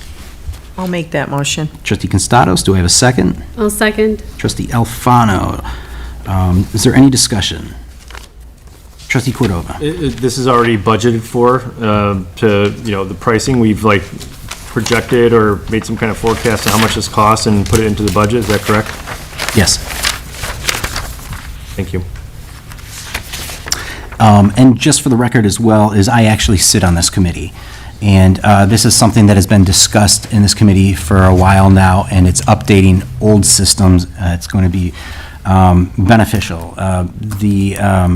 The committee, they looked into multiple companies and found that this one, Mark 43, is the best for what the area needs. Any other discussion? Okay, roll call vote, please. Trustee Sabri? Yes. Trustee Kumar? Yes. Trustee Constados? Yes. Trustee Cordova? Yes. Trustee Alfano? Yes. Thank you. Okay, thank you. Moving forward, we are going to go ahead and move to resolutions. 14A, a resolution of Village of Villa Park, DuPage County, Illinois, approving a contract with Nardelli Construction Company Incorporated of Chicago, Illinois for construction of a terrace alley rebuild in an amount of $146,291.75. I hope I said that right. Manager Rivas. Thank you, Mr. President. This resolution authorizes the village president to execute a contract for the construction of the terrace alley rebuild. The project was publicly advertised and competitively bid, with a bid opening held on April 14, 2026. The village received 6 bids, with the lowest responsible bid submitted by Narduli Construction Company Incorporated, Chicago, Illinois, in the amount of $146,291.75. The project's objective is to improve the condition of the terrace alley from Princeton to Ardmore. The project is also expected to help with rodent control. Thank you. Do I have a motion for the resolution? I'll make that motion. Trustee Constados, thank you. Do I have a second? I'll second. Trustee Sabri, thank you. Is there any discussion? I do have one question. Trustee Just Alfano. in the recommended action, is it the village president to execute a contract, or is it the village manager to execute the contract? It's the manager, right? Should be me. I'm just double checking, but it should be the village manager. Okay. I heard that that's what was read, so, thank you. It is written in there that way.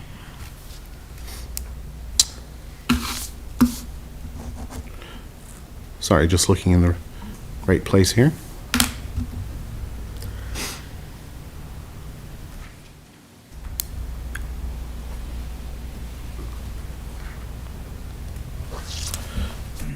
The resolution is written for the village president to execute, but all officials are hereby authorized to take any further actions to carry out the resolution. Okay, thank you. Okay, so we have a first and a second. Is there any other discussion?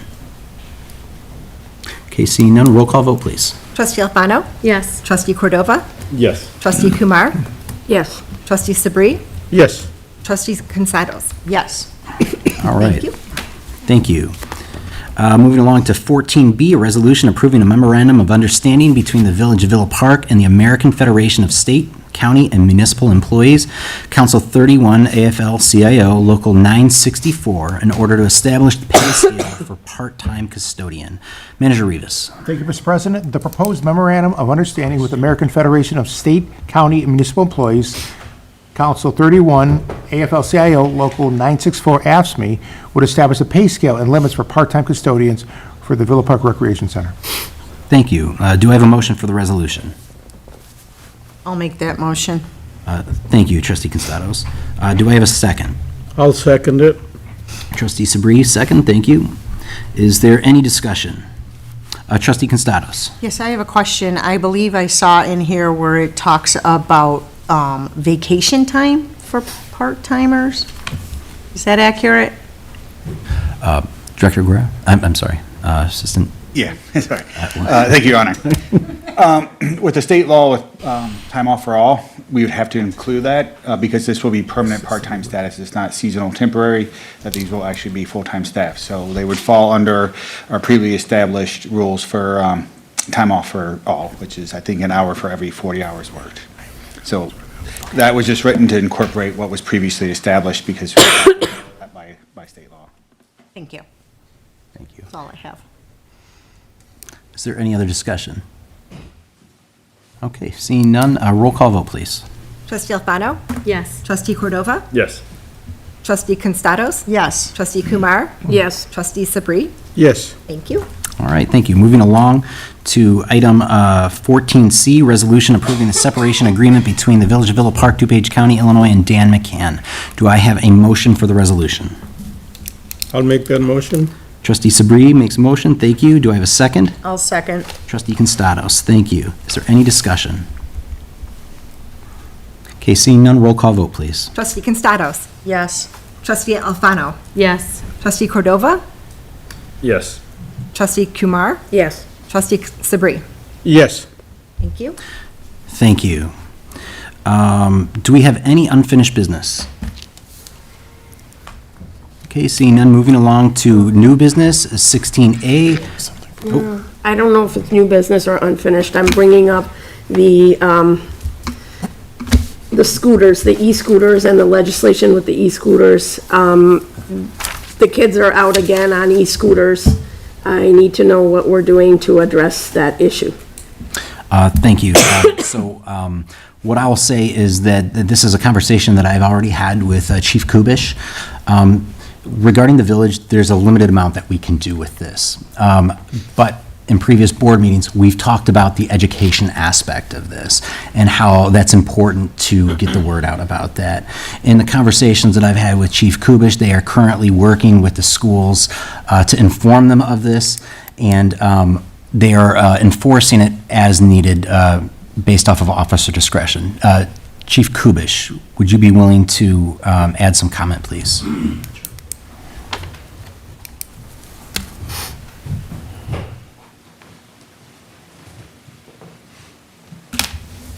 Yes, as President Patrick has said, we've been doing an enforcement campaign as far as educating people on what is allowed, what is not allowed. You might have saw on Facebook, we had Officer Campos do an initial talk about e-scooters and e-bikes and the difference of. We then surveyed the questions asked on social media, and he just did a follow-up post, I believe, about a week ago. What we're trying to do now is basically a stop and warn. We're trying not to arrest the juveniles, and we're trying to parlay that back to the adults, the parents, per se, of the kids that are allowing them to do this. It's kind of a tricky situation. It's either you have half the block that says arrest them, and you have the other half of the block that says, is there something better for us to do? So it's kind of like off to the officer's discretion. There have been cases where people have been cited based on their demeanor and what they're doing. But our overall goal is for people to submit to the law and the ordinances that you folks passed. Thank you, Chief. Trustee Kumar. How many tickets have been issued? Have you issued any tickets to juveniles? I would have to actually have somebody look that up. I don't know off the top of my head. I can look that up and email you, though, if Yeah, that would work. that would I can email help. the whole Yeah, board. I just want to know. I think it's, we discussed having like a one-time ticket everybody thing. I think at one point it was an idea that came up to just kind of spearhead it. I do see a lot of kids riding in the middle of the road with a light, right down the center of the road. I would hate for them to get hurt, and I do foresee that happening. It's happened in other villages, and I know Lombard has taken a more, taken a proactive approach with that as well, and so I would really appreciate that, a proactive approach. I think a few tickets, money is always something that's hard to come by, and if the kids are riding and you give them $100 ticket, and then, they'll eventually pay and mom and dad will have a talk. So I think that's a necessity to a certain extent. Well, and To curb it. I know we're trying education as the first goal, but I think it's so prevalent out there, and the kids, the weather hasn't hit, but it's so easy to get one of those things. And, I know on college campuses, they have them everywhere, so kids look up to those, they're going to all want one. And parents, you go to the Costco, there's nothing written that kids can't ride them there. So you're going to put your child on one if they ask for it, and Christmas is going to come out, so. And one of the issues we have is that occasionally when the officers try to interact with the juveniles take off. And now we're faced with the dilemma, do we chase the 12-year-old on the scooter who then goes through traffic and then gets run over by a semi-truck? So it's kind of, like I said, it's a very tricky situation, it's a very delicate situation. So we're trying to educate the public, educate the parents through the school districts, which there is one school district that's not taking any type of stance on this, and the other school districts are. So we're trying to hit it with the best approach that we think would work. So I don't know, is it worse today than it was last year? I'm not really sure. Oh, I don't think it's worse. I think you have, I'll be honest, you have hit and some of that education has gone out. I wouldn't say it's worse. I just think it's going to get worse when the summer months come. No, 'cause you're that's- absolutely right. Yeah, so, I mean, I think we need to be prepared to address it, that's all. Chief, and I'd like to say also, I know that being a police officer out there, that you are extremely busy all the time. And I'm not saying that the e-scooters are less important, but there are a lot of other things that take time away from our officers. And I'm not going to ask you to reveal how many officers we have on a shift for, operational security or what have you. But we as a board also have to understand that those resources are limited as well as to when they actually can respond. And then they also have to make the determination of what instance takes precedence when they both happen at the same time. So it is an important role that you're playing here, but we also understand that you're, for lack of better words, handcuffed to being able to only act to some extent. I would like to say, as a board, maybe we look at the legislation of some other villages on this, because there have been changes in many other villages with regards to this, and maybe we can upgrade and make it a little easier on our officers with certain legislation changes, at least to a certain extent. Trustee Kumar, I'd be more than happy to entertain those ideas if you can let me know what you're seeing in Yeah, other I think, municipalities and many get back villages- to me, then I Yeah. will definitely allow you to bring that to the board.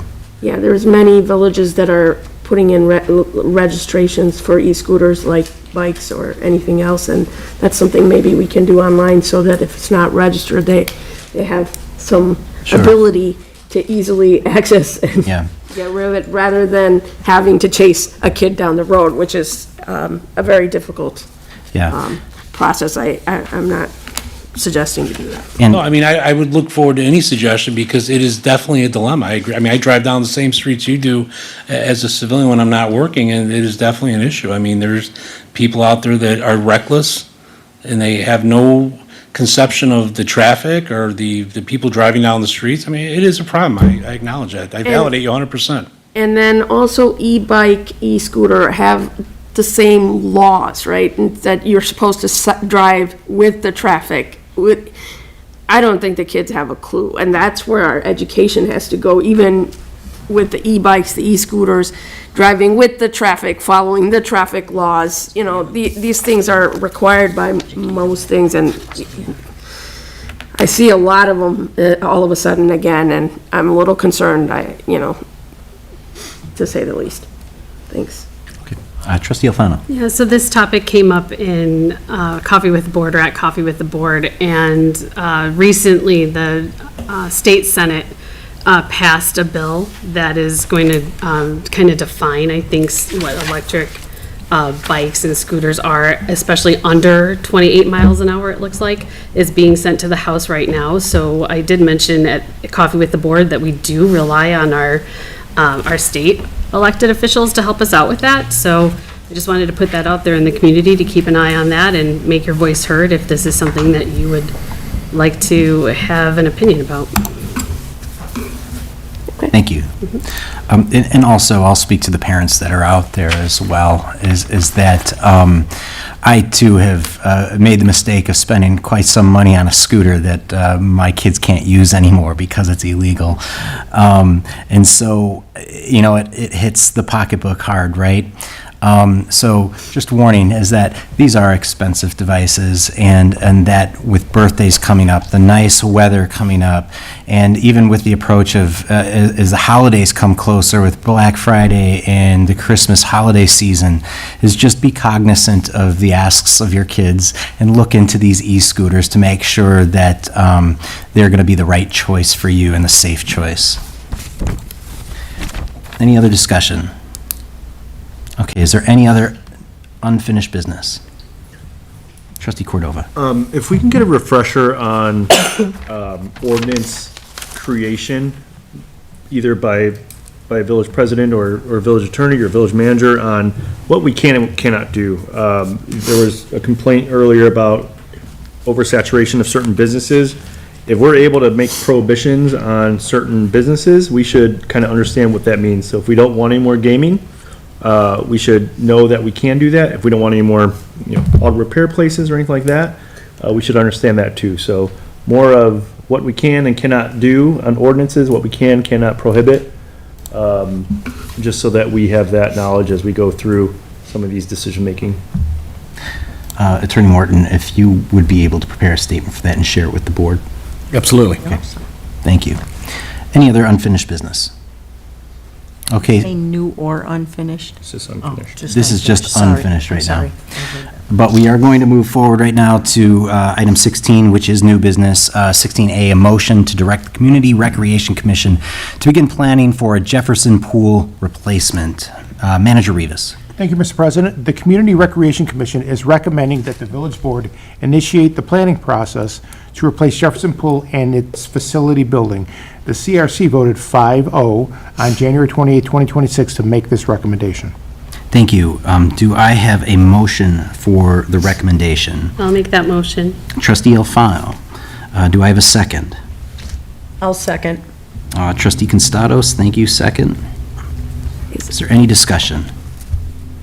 Trustee Cordova. I know that during a couple of the parks and the recreation center that we built, and I was on that commission, that there's cost involved to this, not just on the hard building, but also getting, engineers, getting a company to come in and do mock-ups and all that.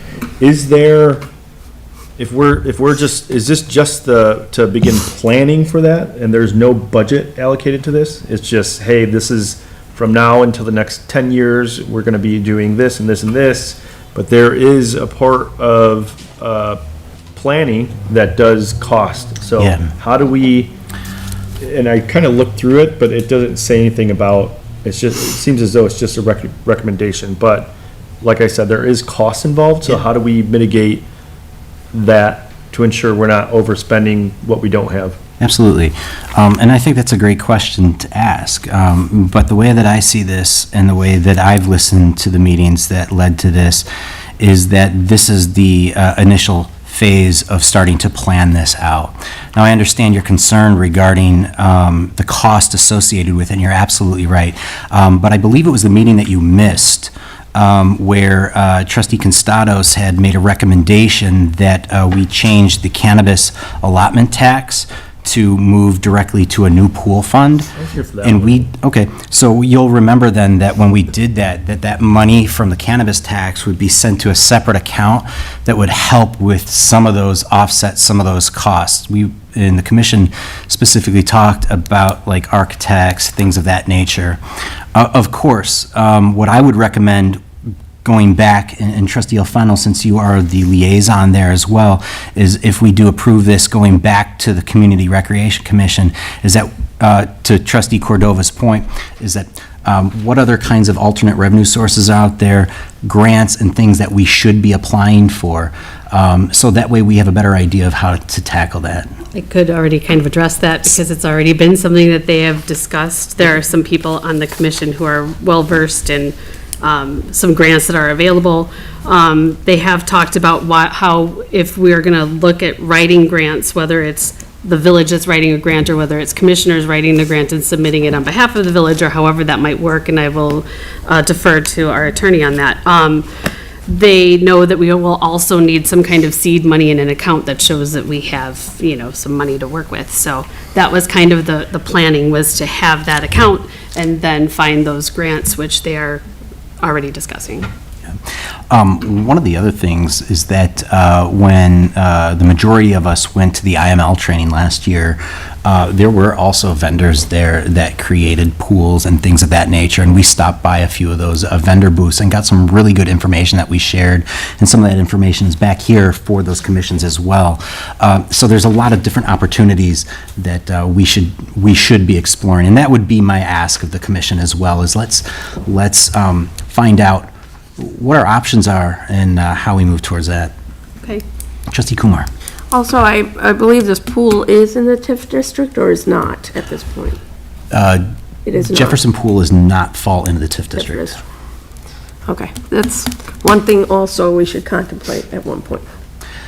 And I agree with you. I believe that there is an opportunity for us to look at the existing TIF district and whether or not we need to make improvements to that. Absolutely.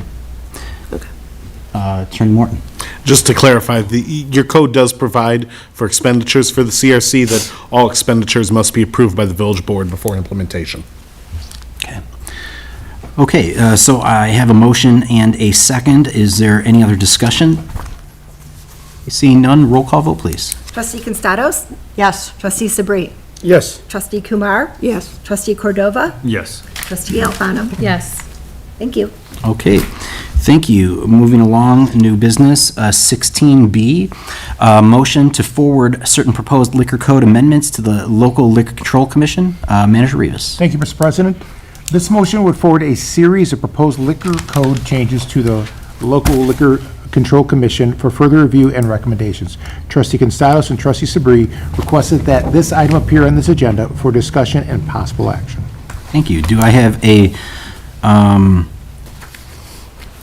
well, what do we call this, a motion for the motion? It's just a motion. Is there any Wait. is there any discussion? Don't we motion first? Oh, to move forward with it. Okay, it's a motion for the motion. Okay, do I have a motion for the motion? I'll make that motion. Trustee Alfano, thank you for that. I'll second. Motion for the motion, and seconded by Trustee Constados. I appreciate that. Now, is there any discussion? Trustee Kumar. I have to ask Attorney how he's weighed in, because I think he was weighing in on these different changes at one point, and we were going to have that discussion. Okay. Yeah. Thank you. Attorney Morton? Thank you. That's, I was hoping someone would give me the opportunity to do that. Okay.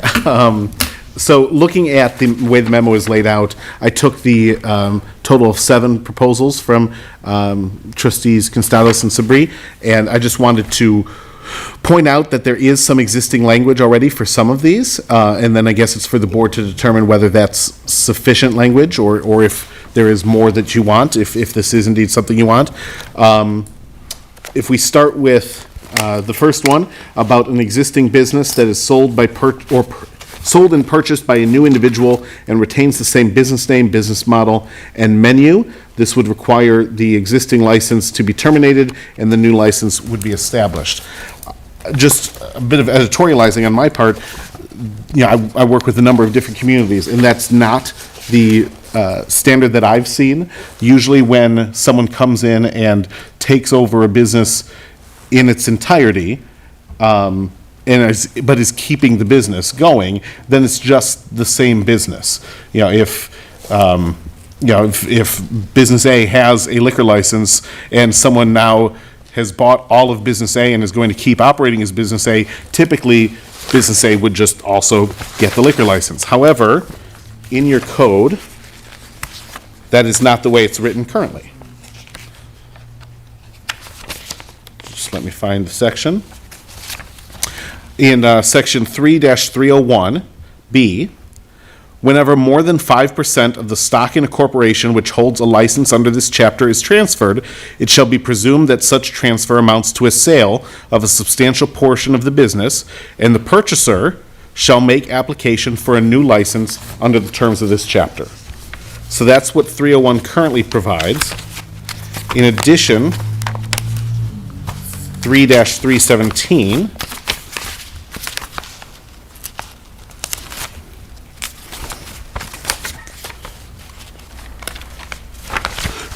a license shall be a purely personal privilege and shall not be alienable or transferable voluntarily or involuntarily. That's a paraphrased version. But those two sections together, I would say that number 1 is already achieved. If that is something that the board wants, my interpretation is that's already on the books then. All set? Yes, Trustee Constados. Okay. I think there's a little confusion in the ask. So the ask isn't for exactly what is written here. It's more for the commission to come up with an ordinance and policy like established for the 3 different scenarios. I'm not necessarily saying that, like, there's three different scenarios when it comes to the liquor licenses in businesses. The first would be an existing business that's in town, and let's say I have Tina's Bar and Grill, and I'm selling Tina's Bar and Grill, and Trustee Cordova's buying Tina's Bar and Grill, and he's gonna keep the name Tina's Bar and Grill in the menu and the whatever. In this scenario, what would the process and procedure be for the owners? For me to, would it be for my license to close and him to have to ask for a new one? What would those policy and procedures be?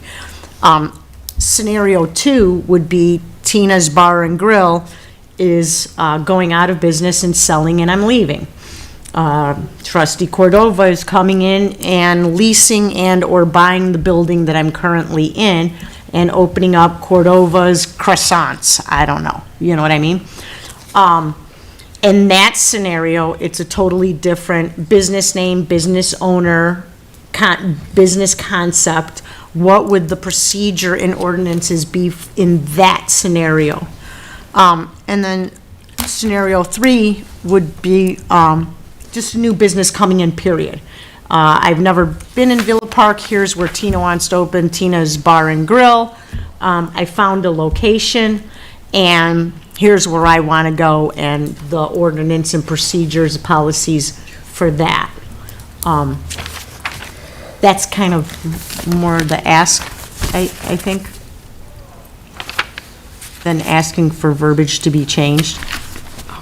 So if I may clarify? Yes, please. So you're asking for just a clearer process Correct. in the ordinance to spell out in each scenario what it is Correct. that our code currently as it is written provides? Correct. My suggestion was to send it to the commission to look at the 3 different types of scenarios and come up with policy and ordinance for each type, because I think it's kind of almost like an umbrella right now. And it's hard to say, like, are you buying a business and starting it for the first time? Are you buying somebody else's business? Are you, moving into their facility, but you're a totally different business? They're different scenarios. And I'm not sure if the ordinance and policy would be the same for each. And if they're gonna be different, which I would imagine they should be, because, well, they're not the same owners, and from my understanding, if I'm understanding correctly, the liquor license is in somebody's name, the business name, the tax ID, so forth. That is fine if you're opening a new business, but if somebody's buying your business and keeping all of that, how does that pan out? How does that work? What's the policy and ordinance for that? Or if somebody is closing their business and another business is coming in with a totally different name, tax ID number and whatnot, what would the ordinance and policy and procedure for that business be? That's kind of more the ask than,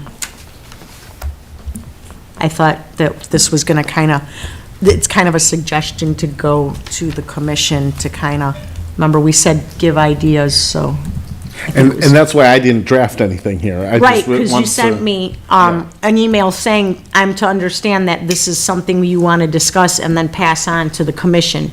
That's exactly what I had in mind, was to kind of discuss it and then pass it to them so they have some information to take a look at and see what they think and whatnot, since they are looking at all the codes and ordinances and whatnot anyways. Thank you. I hope that clears it up a little bit. Sure. Thank you. Okay.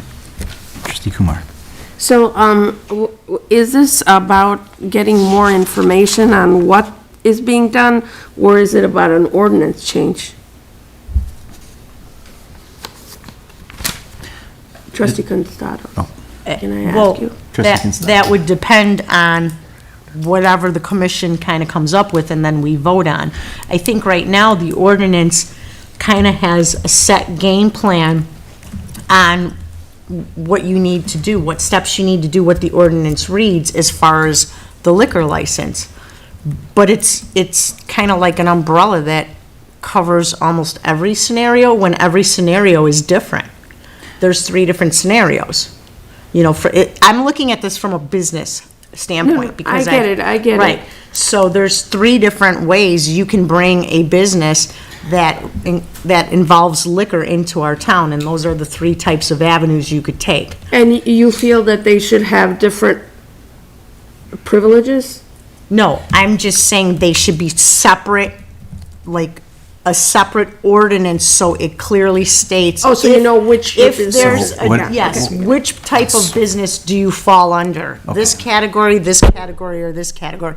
And maybe the process and ordinance is different, maybe it isn't. That's up to the commission to take a look at and come up with ideas and bring back to us. So trustee Constados, what I would ask then is regarding the agenda item itself with the already proposed changes, do you still want those to be sent to the commission for review and then maybe amend the motion to include the procedures that we are talking about here regarding your scenarios?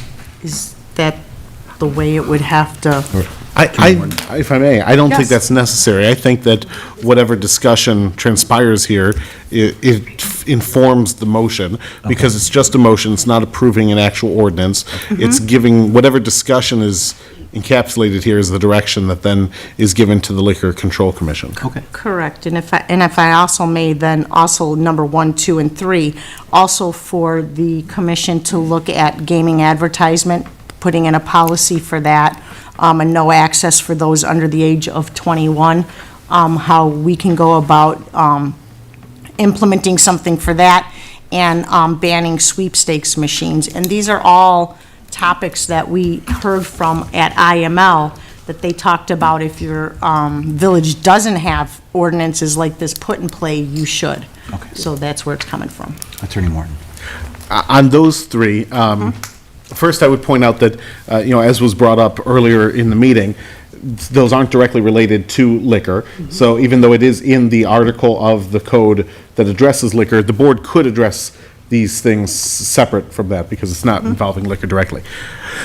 One of these already is on the books, an ordinance establishing a policy of no access for those under the age of 21. Okay. We already have that in the Okay. code, 3-409D6 and 7. So in my opinion, that covers it. Okay, sure. An ordinance establishing a gaming advertisement policy, that is covered by state law, and certainly we could republish state law in our ordinances, but currently, every license holder, video gaming license, is subject to the state law where you may not advertise your video gaming operation using physical advertisements outside the video gaming location or on off-premises billboard signs unless the advertisement is directly and permanently affixed to a building on the video gaming location or on a permanent pole sign that is permanently affixed to a foundation. And that's the extent of the advertising limitation. I was kind of wanting them to look at that, not just from that aspect, but from like flashing lights and neon and stuff like that. That's kind of why I wanted the commission to take a look at that and see if there needed to be some changes. So in addition to what the bare minimum that the state has provided? Correct. And then the last one, sweepstakes machines, there isn't anything in the ordinances for right now on that. Correct. Thank you. Trustee Alfano. Thank you. I would just like some clarification because my hand was up before. Attorney Morton had mentioned that we can talk about gaming now. We don't have to send that to the commission, correct? We could create something on the board or ask for staff to take a look at an ordinance for those things, correct? Yes, even though those provisions would likely be placed in that section of the code because that's where video gaming is, it's not related to liquor licenses. Okay, and then with number 2, the no access for those under the age of 21, does our ordinance currently say things like it needs to be separated, it needs to be curtained, it needs to be, those were some of the conversations that were had at IML. And some communities have it, some don't. So I don't know what ours has. But for me, I would ask that we are the ones that talk about those gambling ordinances here on the dais, along with staff, but I don't think we need to send that to the Liquor Commission. But I do think that the items above would be nice to have a review from the Liquor Commission. Trustee Sabri. I'd like to add as well that some of these licenses that, as we discussed about an hour ago, that these licenses are not transferable, that once the business closes or they sell, the new establishment has to come in and they have to apply for a brand-new application, and they have to go through the entire process. So when you sell a business, does not mean you're selling the gaming and also you're selling a liquor as well. So we need to really clarify that, and also we need to review some of these old ordinances on the books. That, that was the ask, that we need to review all these ordinances and make sure that everyone is not, they're up to code and they're not 50 years old, like we discussed, that yes, we have some ordinance that they can move their business from this location to the other. That's exactly what we were discussing. So we need to put the end to this to make sure that everything is well spelled out. Trustee Kumar. I'm not against looking at the ordinances, and I'm fine with looking at the ordinances for gaming up here as a board. There's no issue with that. However, I do want to say that irrespective of what we do, it's the tie-up between gaming and the liquor license exists only because of the state of Illinois and how it requires that. It isn't our choice to tie that up. It is the state of Illinois that has tied up the liquor license to the gaming license, and it was tied up a long time ago, and I wish it was a little bit less tied because it causes a lot of confusion. That's not something that we can actually too much address, because that is something they're pushing for. They're pushing for gaming because it's revenue, and it's happening more and more. And we have little wiggle room, but not that much in terms of what we can do other than say, we're not giving any more gaming. So the way that state of Illinois has set up laws, we can go to the fact that we do not allow any gaming except, we can make that decision except in the veterans, because that's a protected clause. Or, we decide to keep it. That's the way it's set up. So. Before I move on to your second recognition, Trustee Cordova, do you have anything? Yeah, just two meetings ago, we put a moratorium on liquor licensing up here. I don't know if we officially did that or if it was just kind of said. And the reason was so that the Liquor Commission can figure out just some, clean up some verbiage in a couple things. And I just want to ensure that we all still understand that. And I know we have a couple of, or at least one, liquor license that would be coming through soon. So I don't know how long this is going to take. I'm assuming this will go pretty quick, but who knows? But yeah, I just want to ensure that we're still on that kind of understanding. Attorney Morton. Just to clarify, our office has prepared proposed changes to the liquor code prior to all of this that address a number of concerns that our office independently had, as well as some that the board expressed, and those have been forwarded to the Liquor Control Commission for their review.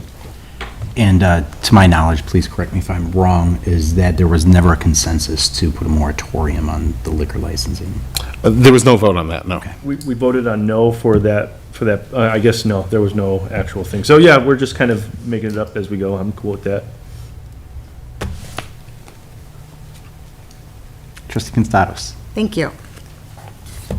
Two things. One, I wouldn't necessarily say we're making it up as we go along. We didn't take a consensus, but we did all speak to the fact that we weren't wanting to, as individuals up here. So if that was majority, that was majority, just to kind of clear that up, because there's a difference. Two, we could also do like Lombard.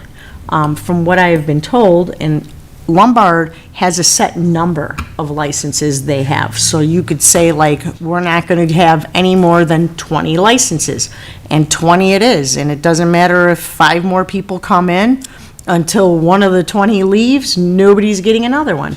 That's also an option that we could look at if we wanted to kind of just limit how much comes into the town, as well as to where it comes into. I agree with you, Trustee Constados. That's something that I would like the Liquor Control Commission to look at as well. Trustee Sabri, sorry. Make a motion right now and do it. Yes, I understand that state law has that we must have a liquor license in order to get a gaming permit to be in the establishment. Our next door neighbor, Elmhurst, they're in the state of Illinois as well. So they have only one gaming establishment, which is the VFW, I believe. Yeah, and nobody else. So all I'm saying is state of Illinois can have their rules, but as a board here, we can decide that what we should have in this town. I think we have plenty of this, so we need to revisit all of these licenses. We have AA, EE, Triple E. We have so many. I think we need to kind of clarify that and come to a consensus here that what is the best for this town, rather than, even in a board, you can sit here and discuss, well, we're going to issue this license today, but I believe we need to clear this, that what is the best licenses are available for us in this town, rather than just we open up a license when we need it. I think that would be the thing, that will be the ask that we are looking at, that we should look into our old ordinances, that what we have. Yeah, I agree with you, and I think this is a great start to direct the commission onto starting these conversations, bringing it back to the board so we continue those, and then have a consensus on the direction moving forward. Thank you. Yeah. Trustee Kumar. The issue with a moratorium, and this is the problem I've always had with the moratorium, you might have someone just holding a license to hold a license and, basically not generating revenue. And from my mind point, I would rather have a revenue generating person holding a license. The moratorium would allow very inefficient businesses to stay in practice. Now, that's their choice, but that's their choice, and that's why I'm against a moratorium. I always have been against that particular way of dealing with these licenses. I'm just mentioning my thoughts. This is discussion anyway. Trustee Oh, Alfano. sorry, I didn't hear you. My question then, on Trustee Kumar's point is that something that we could write into an ordinance that says that if you're not using it, then you lose it? I don't know what the state statute is on that, but I wonder if that's the answer. It's not using it, lose it. You could have a business that's just bad at it, and they're just holding this license because they can. That's not generating revenue for a village, right? The main thing is, if I'm gonna allow it, if we're gonna say no to all of it, that's one thing. If you're going to allow it, I would rather get more money from it than less. That's my only thought process. And when you put a moratorium, that's not going to happen. I'm just putting it out there for the commission to. I was mostly asking our attorney. Yeah, I know. I'm just going to ask the board, please wait to be recognized, okay? Trustee Alfano, you technically still have the floor. Thank you. That was just my question. That's probably more of a legal question, but I'm not sure if the statute allows us to do that. Attorney Morton, do you know? Trustee, there is broad control given to local governments when it comes to liquor controls. And I can't think of an example I've seen personally that has what you are proposing, but experimentation in the world of liquor control is encouraged, because it is up to every municipality to determine what's best for them. That's how we have the Liquor Control Commission that we have right now. That's not something that's typically done, but it's something that Villa Park is doing. If the board wanted to add a condition that you have to have a certain amount of sales, per month, per year, to be eligible for renewal, sitting here right now, I don't see a reason that wouldn't be allowed. Thank you. And I really appreciate this conversation.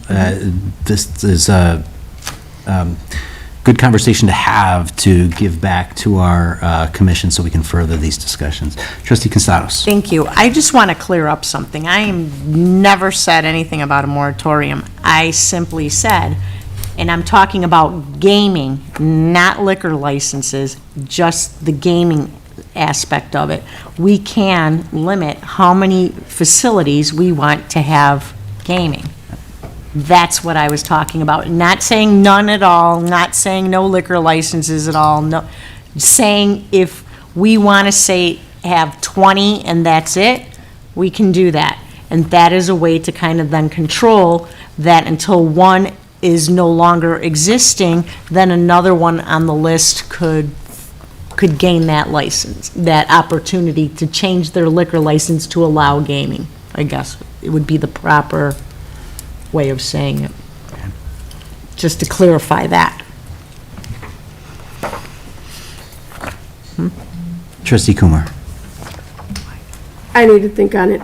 I'll get back Okay. to the So- board. I think there's more to be thought about. There are some nuances to that I think we need to vet out before I have a discussion. What I would recommend is that we have a motion and a second to send this discussion and these topics to our Liquor Control Commission to discuss and further, and to bring back to us at an appropriate time. But also, in the meantime, with what you're talking about, your ideas, your questions, let's also send those to me or to the Liquor Control Commission. If you could also copy the village attorney on that, so that way maybe there are some answers that you could get with a quicker response than you would. So that is my ask. Attorney Morton? And if the board is amenable to it, following this motion, I propose that I put together a memo for the Liquor Control Commission based on this discussion that the board had here, that goes beyond just what was identified here, but also says the board also would be interested in your perspective on these potential changes, and just lay them out for the Liquor Control Commission to get their feedback. Do we need to, Trustee Constados. do we need to amend the motion because I want to send the first half to the commission, but the second half we want to discuss ourselves, so maybe to put it on the next agenda for discussion? Would that be a motion or just an ask? I think the way this discussion is going, and since there's no final action happening tonight, that just, as long as there's an understanding of what everyone's voting for, that's fine. That we're going to, if I'm understanding you, the first four, plus some of these other discussion points having to do with liquor. Correct. But not the gaming portion. Correct, that goes to the commission, and that the other three involving gaming, we put on our next agenda to discuss as a group. Okay. So do I need to change the motion? No. To say that, or no? Okay. No. Okay, I think as long as everyone understands. I'm good. Okay, so we have the motion and the second. Is there any other discussion? All right, if we could go ahead and do a roll call vote, please. Trustee Alfano? Yes. Trustee Cordova? Yes. Trustee Constados? Yes. Trustee Kumar? Yes. Trustee Sabri? Yes. Thank you. Thank you. And I would like to say a special thank you to Trustee Sabri and Trustee Constados for kind of taking a deep dive into the code and making these recommendations and your concerns known to the commission. This has been one of the challenges that the village has had for quite some time, and if you do have the time to dive into the village code to take a look, I really do appreciate you doing that and bringing it back to the board. And I would also recommend that our commissions too, in their conversations, if they identify sections of our code that could use enhancement or changing, that they can also make those types of recommendations to the village board. So Trustee Sabri, Trustee Constados, thank you for that. You're welcome. May I just say, all right, I was going to recommend, as me and you had discussed previously, having the planning commission start to look at all of our old ordinances, just to kind of see if anything sticks out as to an ordinance that the board would need to maybe look at to consider changing verbiage to modernize it or update it. We could utilize the commission to do so, and just kind of say, hey, here's like 10 that we've come across that we think you guys should revisit. It might be a nice way to use that commission. I think I have an idea that I'll share with you offline about how we could tackle that, but I agree with you. I think we could utilize that commission to help us take an even closer look, a deeper dive into that. Okay. Trustee Kumar? I thought that was part of their duties in the first place.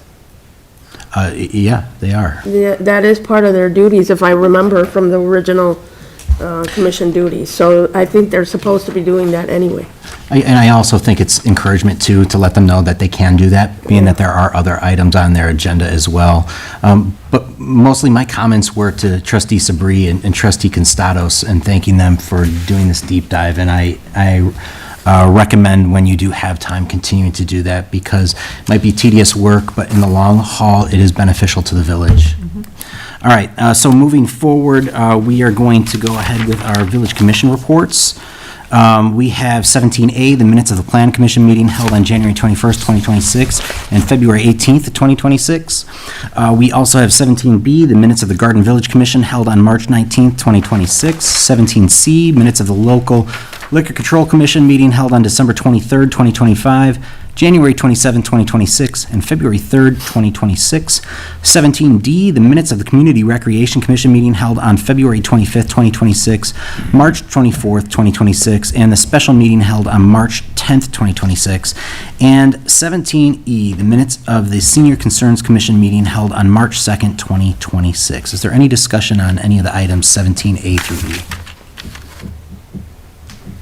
Okay, seeing none, we are going ahead, move forward. Village clerk's report? No report. Okay, village trustees report, starting on my right. Trustee Constados? Thank you. Yes, I just want to say that I think we had some really good discussion today, and I think that's how we get things done here. I also want to say thank you very much to Manager Rivas and all of our staff. I know everybody's been so stressed out over this budget and trying to look at ways and areas to make cuts. And I appreciate all of your time and effort that you all have put forth and put through. Last, I want to say that I had an opportunity, and I was super excited about it, and as well as Trustee Sabri, to go and visit Station 81. And we went there and got kind of a tour of the new plans that are going on and the new modernization that's going on and the upgrades, and we got to see firsthand all of the stuff that's taking place. And I have to tell you that Chief Stapleton is a very passionate person about this, and he has gone above and beyond and thinks nothing other than for his staff and the firefighters and their comfort in making sure that they feel like they're home away from home. And that goes as far as even rolling his sleeves up and doing some of the work himself if need be. I encourage anybody who wants to see the changes that are taking place to reach out to him. I know he'd love to give anybody a tour of that and show it off. I can't wait to see when it's finalized. So thank you, Chief, for everything you're doing with that. Thank you for giving me the opportunity to come and take a look. And that's all I have. Thank you. Say what you want. Best fire department in the state of Illinois. Amen. Same for you, Chief. Best police department in the state of Illinois. If you're listening out there, we're looking for people. Come to Villa Park, please. Trustee Cordova? No report. Okay, thank you. On my left, Trustee Kumar. I have only one thing to say. I'm very sad that the Green Commission did not meet again. I am waiting to be on this commission and be an advocate for this commission. Please, Green Commission, meet. And that's it. Trustee Sabri.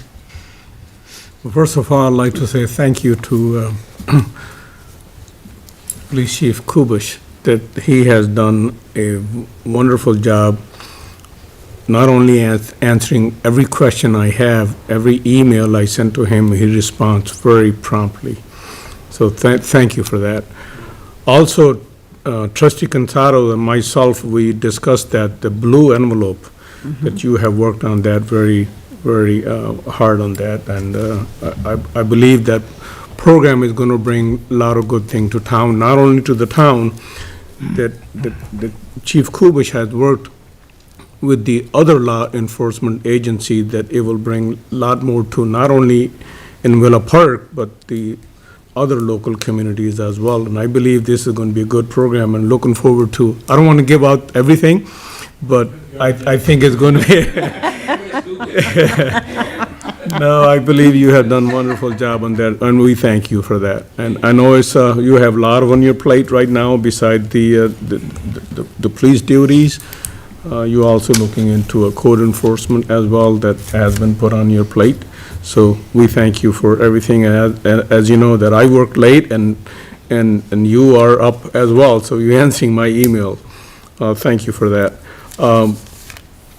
Fire Chief Appleton, thank you very much for giving us the tour. And I agree with Trustee Constados that you have a passion for your job. And not only that you're overseeing the entire project, you go there on a regular basis and see step-by-step process if the job is being done right, and we commend you for that. Not only that Station 81 is moved into a new location, and there's a lot of work need to be done there.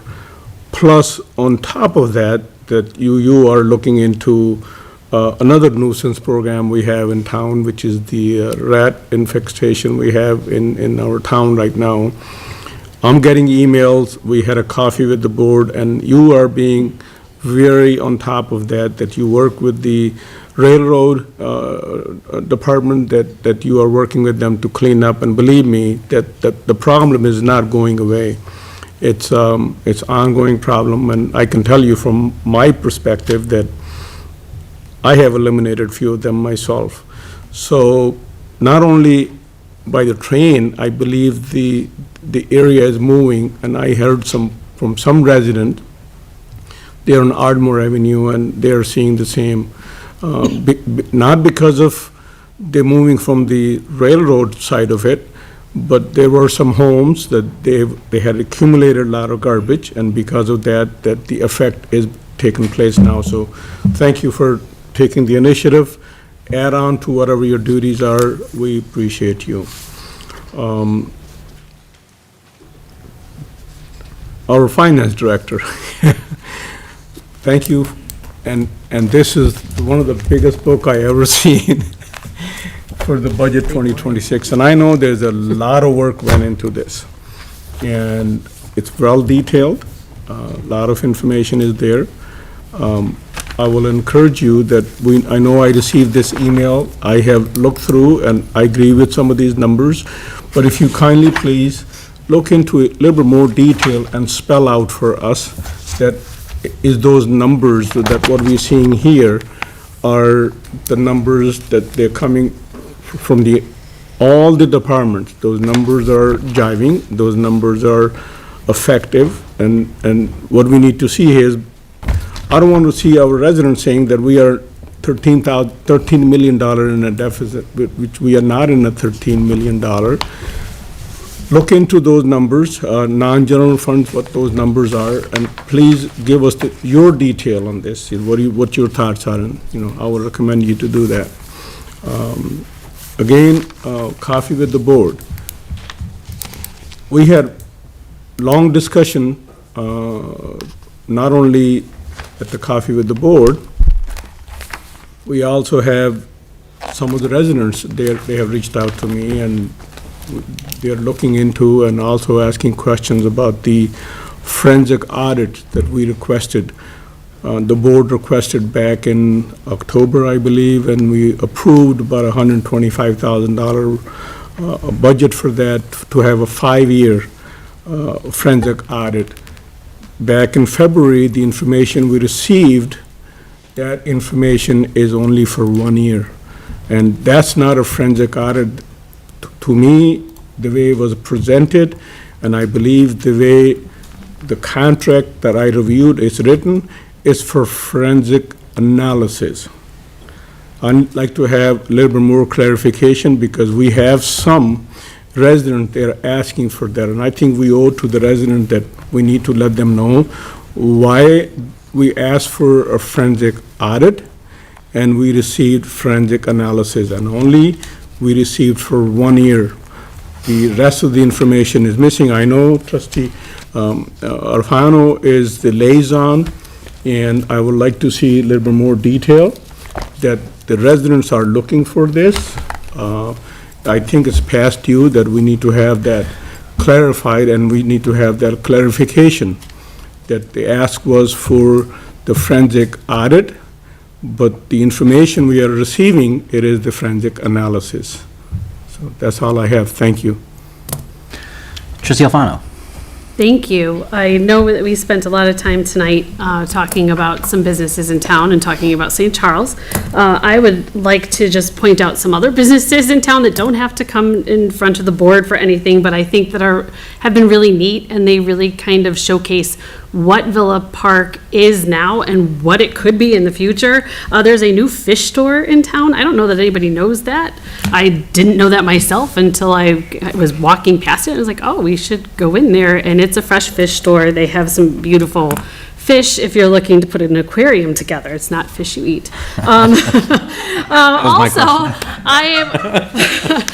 we are really fortunate in our community. We have we have an independent butcher, we have an independent bakery, we have like the Ace Hardware, which you could argue is independent. We have independent coffee shops, and they're all within a certain area that you can walk to. But also in that area, we have a bookstore and we have a record store that is held in that bookstore. And recently it was Record Store Day. I'm a music person, so Record Store Day starts at 4:30, and you get in line and you get which titles you want. You want the Kiss album? Which album? You want Metallica? They're going to have like a special release. It happens every April, and our store here, and the way that Cheap Kiss handles it, is fantastic, and it does pull people in. When I was waiting in line, we spoke to people that were from different communities. Some people came out from like Lamont to come and shop here. So I think that that's something that we should recognize and celebrate too. On that note, I feel like I'd like to know more about when new businesses are opening in our village. I was shocked to see that we had the fish store here. I didn't hear about it, I didn't know about it, but I'm excited about it. I also want to just say that I'm happy to recognize National Therapy Animal Day and have the dogs here. I've seen firsthand how our therapy dogs can assist in schools with kids with anxiety, or kids who kind of are very shy and aren't as social, or classes even where they're not really kind of meshing together at the beginning of the year, and you get a therapy dog in there, and suddenly everybody has something to talk about. And then it's kind of like, for adults it's coffee and a kitchen table, but for kids it's a dog. So it's really fun to watch that. Also, we recognize Mental Health Awareness Month for May. Please remember the 988 hotline, or 988lifeline.org. Also locally, it's 211 DuPage. Thank you, that's all I have. Okay, thank you. So I have just a couple of things. First of all, the Green Commission does have a couple of vacancies. We did have enough to have a quorum for a meeting the last meeting. However, I chose to cancel that meeting because of the fact that the most recent chair had to resign due to personal reasons. The remainder of the commission that would have made a quorum were so new to the commission that I felt it was necessary to cancel it, because it would put a lot of pressure on them to manage a meeting they've never been through yet. A couple of them haven't even been through the initial training yet. So we do have a quorum. We are looking for a couple more people. And Trustee Kumar, as the board liaison, I hope that you can go out to your constituents and ask them if there's any interest in joining that commission and helping us fill those spots. But we do have enough to hold a meeting, and training is underway in the next couple of months. Good to hear. With that being said, also, Villa Park Youth Baseball kicked off its season this weekend. If you're out near Jefferson, by Franklin Park, by Twin Lakes, or by High Ridge, please go out and check out those baseball fields and those games. There's a lot of kids that go out there and participate. It's a really fun time to watch as well. Lastly, all I have is our next Coffee with the Board is Saturday, May 2nd, and it will actually be held in the Public Works Garage, where we have some topics of conversation there. So Coffee with the Board, next one is Saturday, May 2nd at the Public Works Garage. That is all I have. Manager Rivas. Thank you, Mr. President. I just have one thing. I just want to thank staff for their hard work on the proposed budget amendments. Our task is not done. We still have a little bit more refinement to do, and we'll take in any and all considerations from the board as we produce some hard numbers moving forward. So that's all I have. Thank you, sir. We do have executive session tonight, 22A pursuant to 5 ILCS 120/2C1, the appointment, employment, compensation, discipline, performance, or dismissal of specific employees of the public body or legal counsel for the public body, as well as item B pursuant to 5 ILCS 120/2C5, the purchase, sale, or lease of real property for the use of the public body. Do I have a motion to enter into executive session? I'll make that motion. Trustee Constados? I'll second. Trustee Sabri, is there any discussion? All in favor, please say aye. Aye. Any opposed, say no or nay. Hearing none, we will go ahead and move into executive session, and we will adjourn the meeting from there.